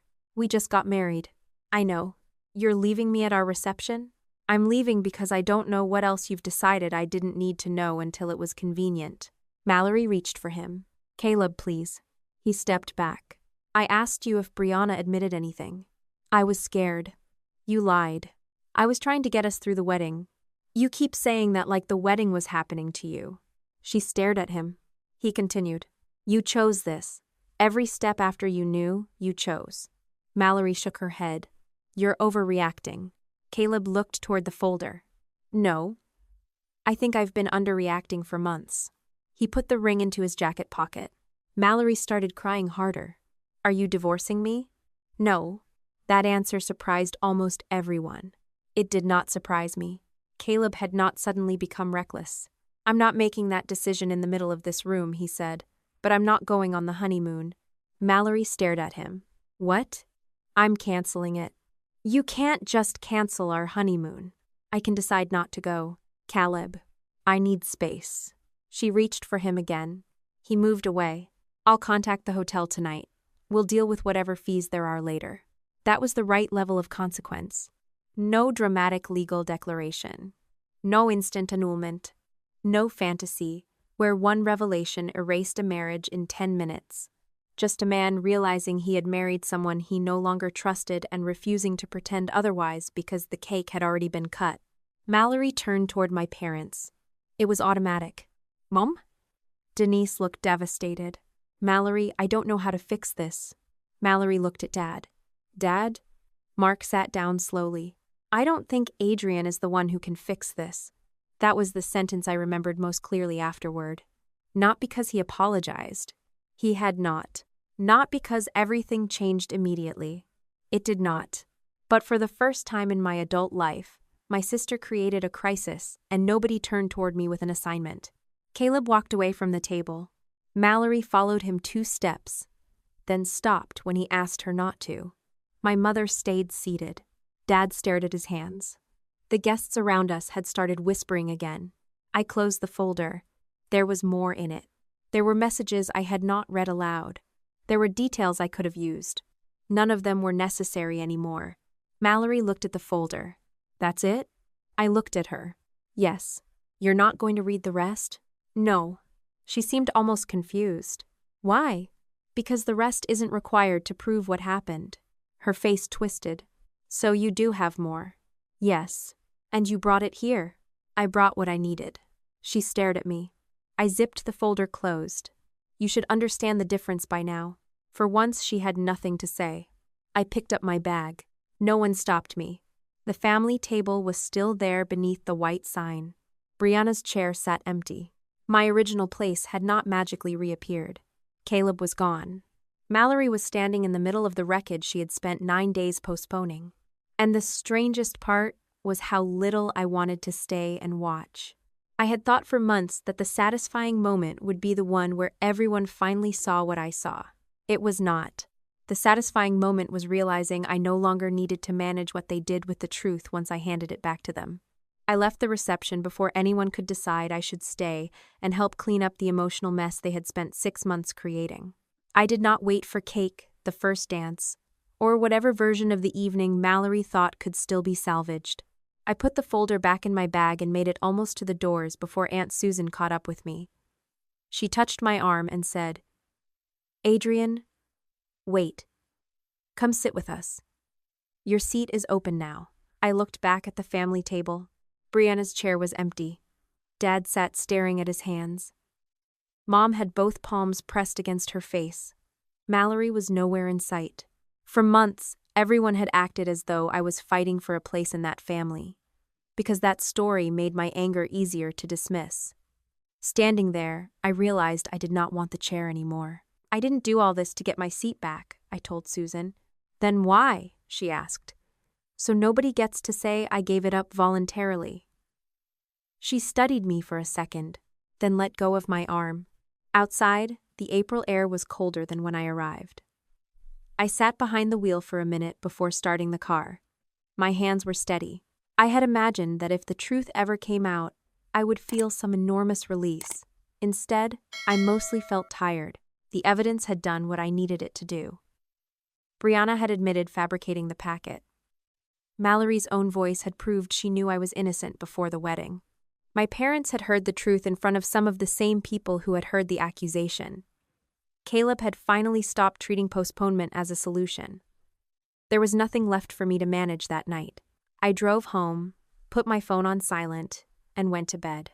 By morning, I had 37 missed calls, messages, and notifications. 11 were from Mallory. Mom had called 6 times.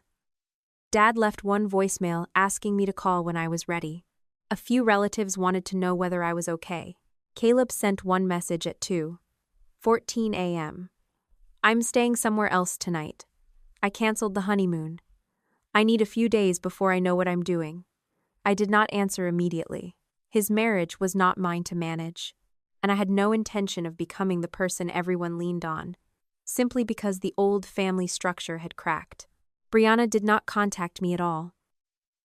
Mallory blocked her before midnight. My mother removed her from the family photo sharing group. Dad, who had once joked that Brianna was practically his third daughter, did not answer when she called. I did not celebrate any of that. Brianna had wanted a permanent place in our family badly enough to make me the obstacle standing between her and it. In the end, she lost exactly what she manipulated to secure. No police, no lawsuit, no employer dragged into a private family mess. She simply found out that belonging built on control disappears the moment people understand the control. 3 days later, Brianna messaged my mother. Denise showed me the message weeks afterward. Brianna said she loved our family, never intended for things to go so far, and hoped Mom would remember how much she had always done for Mallory. Mom told me she almost answered out of habit.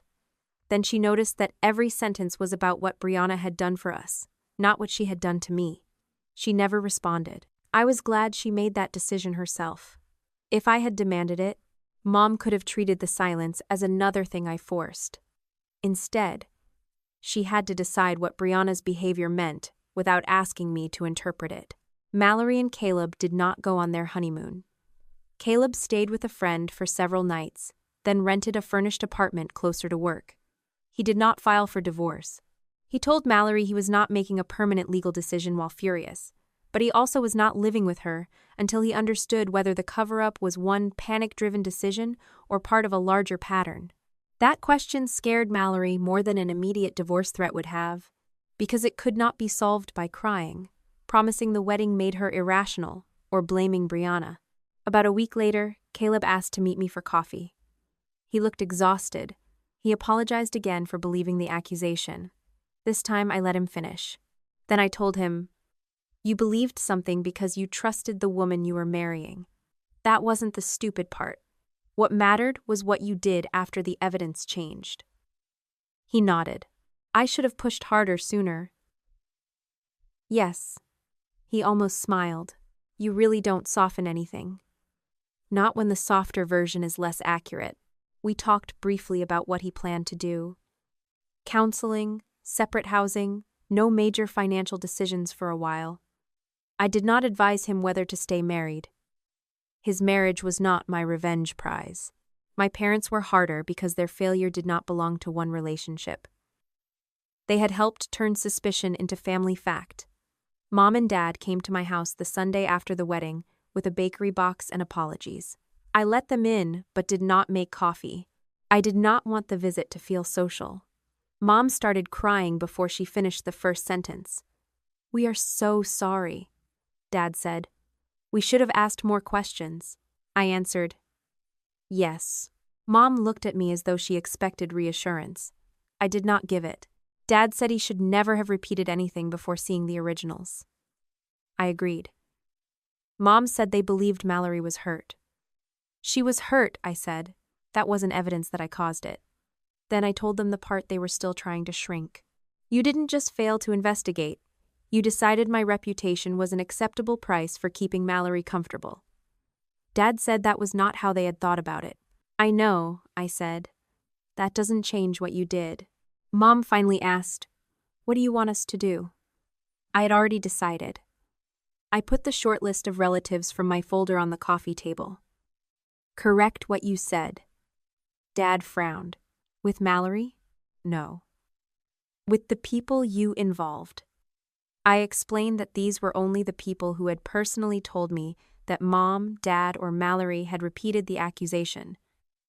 There might be others. I was not pretending to know everyone. But these names were documented. Mom asked what they should say. I told her the truth. The anonymous material had been fabricated. I had not sent it. They had repeated something false before verifying it. "And don't say both sides made mistakes," I added. "Don't say wedding stress made everyone emotional. Don't say the truth is somewhere in the middle." Dad looked uncomfortable. "That's going to be embarrassing." I said, "Yes, they did it." Not gracefully and not all at once, but they did it. Dad called Aunt Susan first. Mom called Megan. Then cousins. A few relatives contacted me afterward. One told me Dad had admitted he used the word serious without ever seeing the original email. Megan asked Mom why she had been comfortable discussing the accusation before the wedding, but suddenly felt the correction should be handled delicately. Mom had no good answer. I told her she did not need a good answer. She needed an honest one. Mallory did not apologize during those first weeks. She sent messages, but apology was not what I would call them. "You embarrassed me in front of everyone. I hope you're satisfied." Brianna manipulated me too. I answered only the third. "Yes." "And then you found out." She called immediately. I did not answer. I texted, "I'm not discussing this while you're still arguing that what happened to you cancels what you chose afterward." She replied, "You have no idea what pressure I was under." I answered, "Pressure explains why a choice was hard. It doesn't change which choice you made." For a while, she went quiet. In early May, something happened at my parents' house that told me the family dynamic had shifted more than any apology could. Mallory was there talking about counseling and Caleb. At some point, she said, "Adrian was waiting for an excuse to humiliate me." For years, that sentence would have worked. Mom would have said I could be cold. Dad would have said my timing was bad. Then somebody would have called me and asked me to smooth things over. This time, Denise apparently started to respond, then stopped. Dad said, "No." Mallory asked, "No what?" He told her. "She booked a private room, you made it public."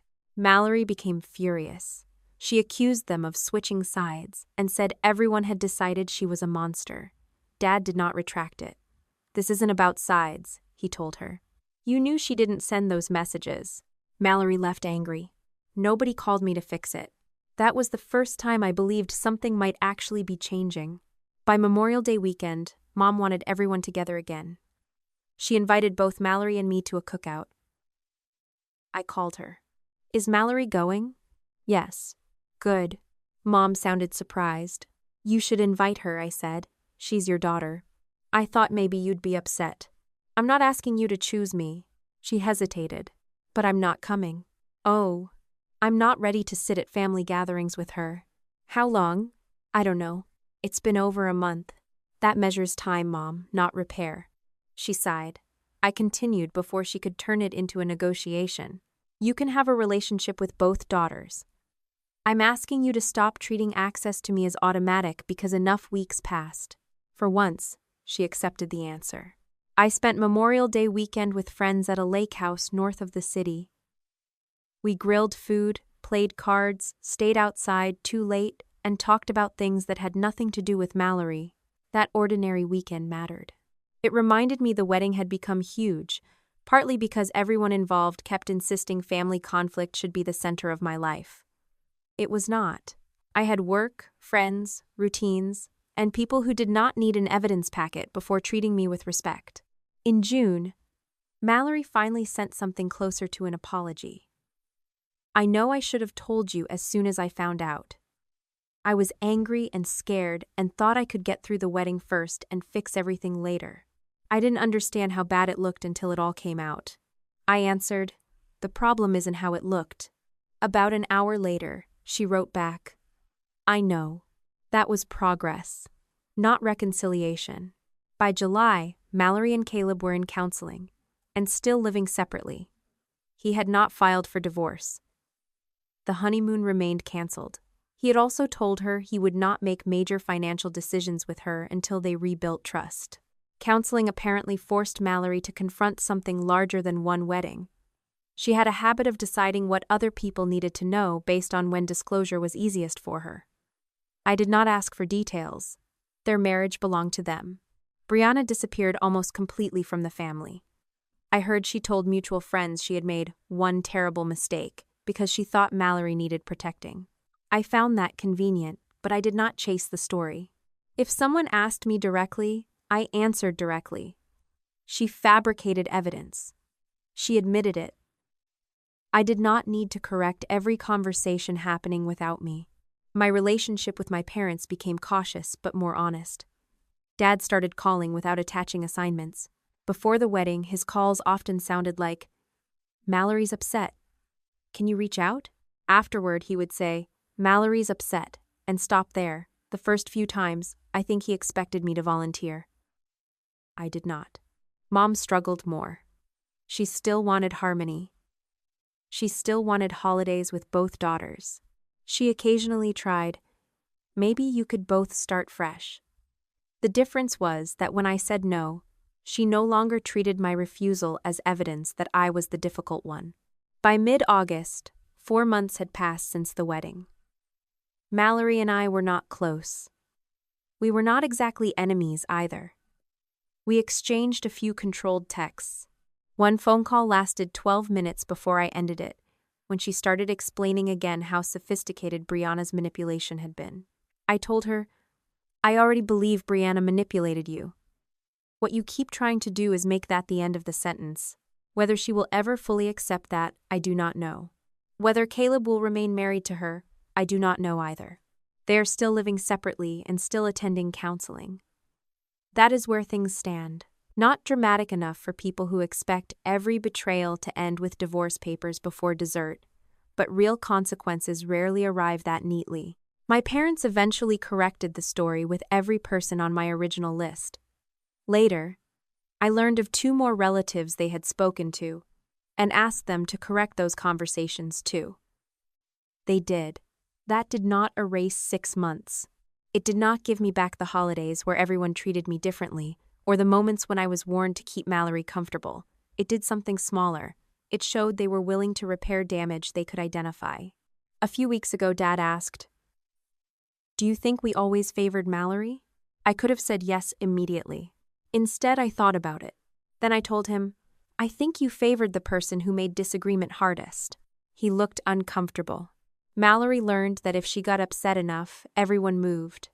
I learned that if I stayed functional, everyone expected me to absorb the movement.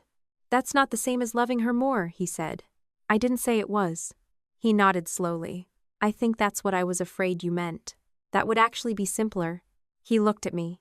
"You loved both of us," I said. "You just kept charging one of us more for the privilege." He did not argue. "I still have the folder. It sits in the bottom drawer of my desk. I have not opened it in weeks. I did not throw it away because I do not need a symbolic gesture to prove I moved forward. Moving forward is not pretending something never happened. Sometimes I think about the chair, not because I wanted it put back. If a venue employee had accidentally put my card at the wrong table, I would have moved it and eaten dinner. The chair mattered because everyone called it a mistake before they knew what happened. Dad warned me not to make it bigger. Mom searched for an innocent explanation. Mallory saw me standing there, knew I had proof she had preserved a lie about me, and still took Brianna by the arm.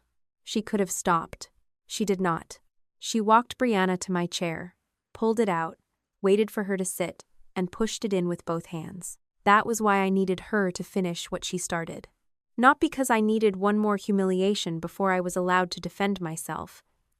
Because my family had spent years softening deliberate choices with softer words. A misunderstanding, stress, bad timing, a mistake. Mallory completed the choice in front of witnesses. After that, no one could honestly call it an accident. I do not know whether Mallory and I will ever have a relationship that deserves the word sister. I am not promising we will, and I am not swearing we never will. I no longer make permanent decisions just to prove I am serious. What I know is simpler. I am finished being the person everyone hurts because they assume I will recover with the least inconvenience. I am finished confusing silence with dignity when silence leaves a lie uncontested. And I am finished accepting apologies that ask me to restore access before anyone has repaired the damage. The chair was never the part that mattered. What mattered was watching Mallory put someone else in it with her own hands. After that, nobody could ask me to call the choice a mistake. When your family asks you to keep the peace, make sure peace is not just another name for you carrying everyone else's consequences. You should verify accusations before believing them. Correct false stories as publicly as they were spread, and pay attention when someone keeps calling deliberate choices mistakes. Boundaries are not revenge. They are instructions for how people may treat you. You do not have to accept an apology before trust is rebuilt, and you do not have to compete for a place where respect is conditional. If this story spoke to you, subscribe to the channel for more.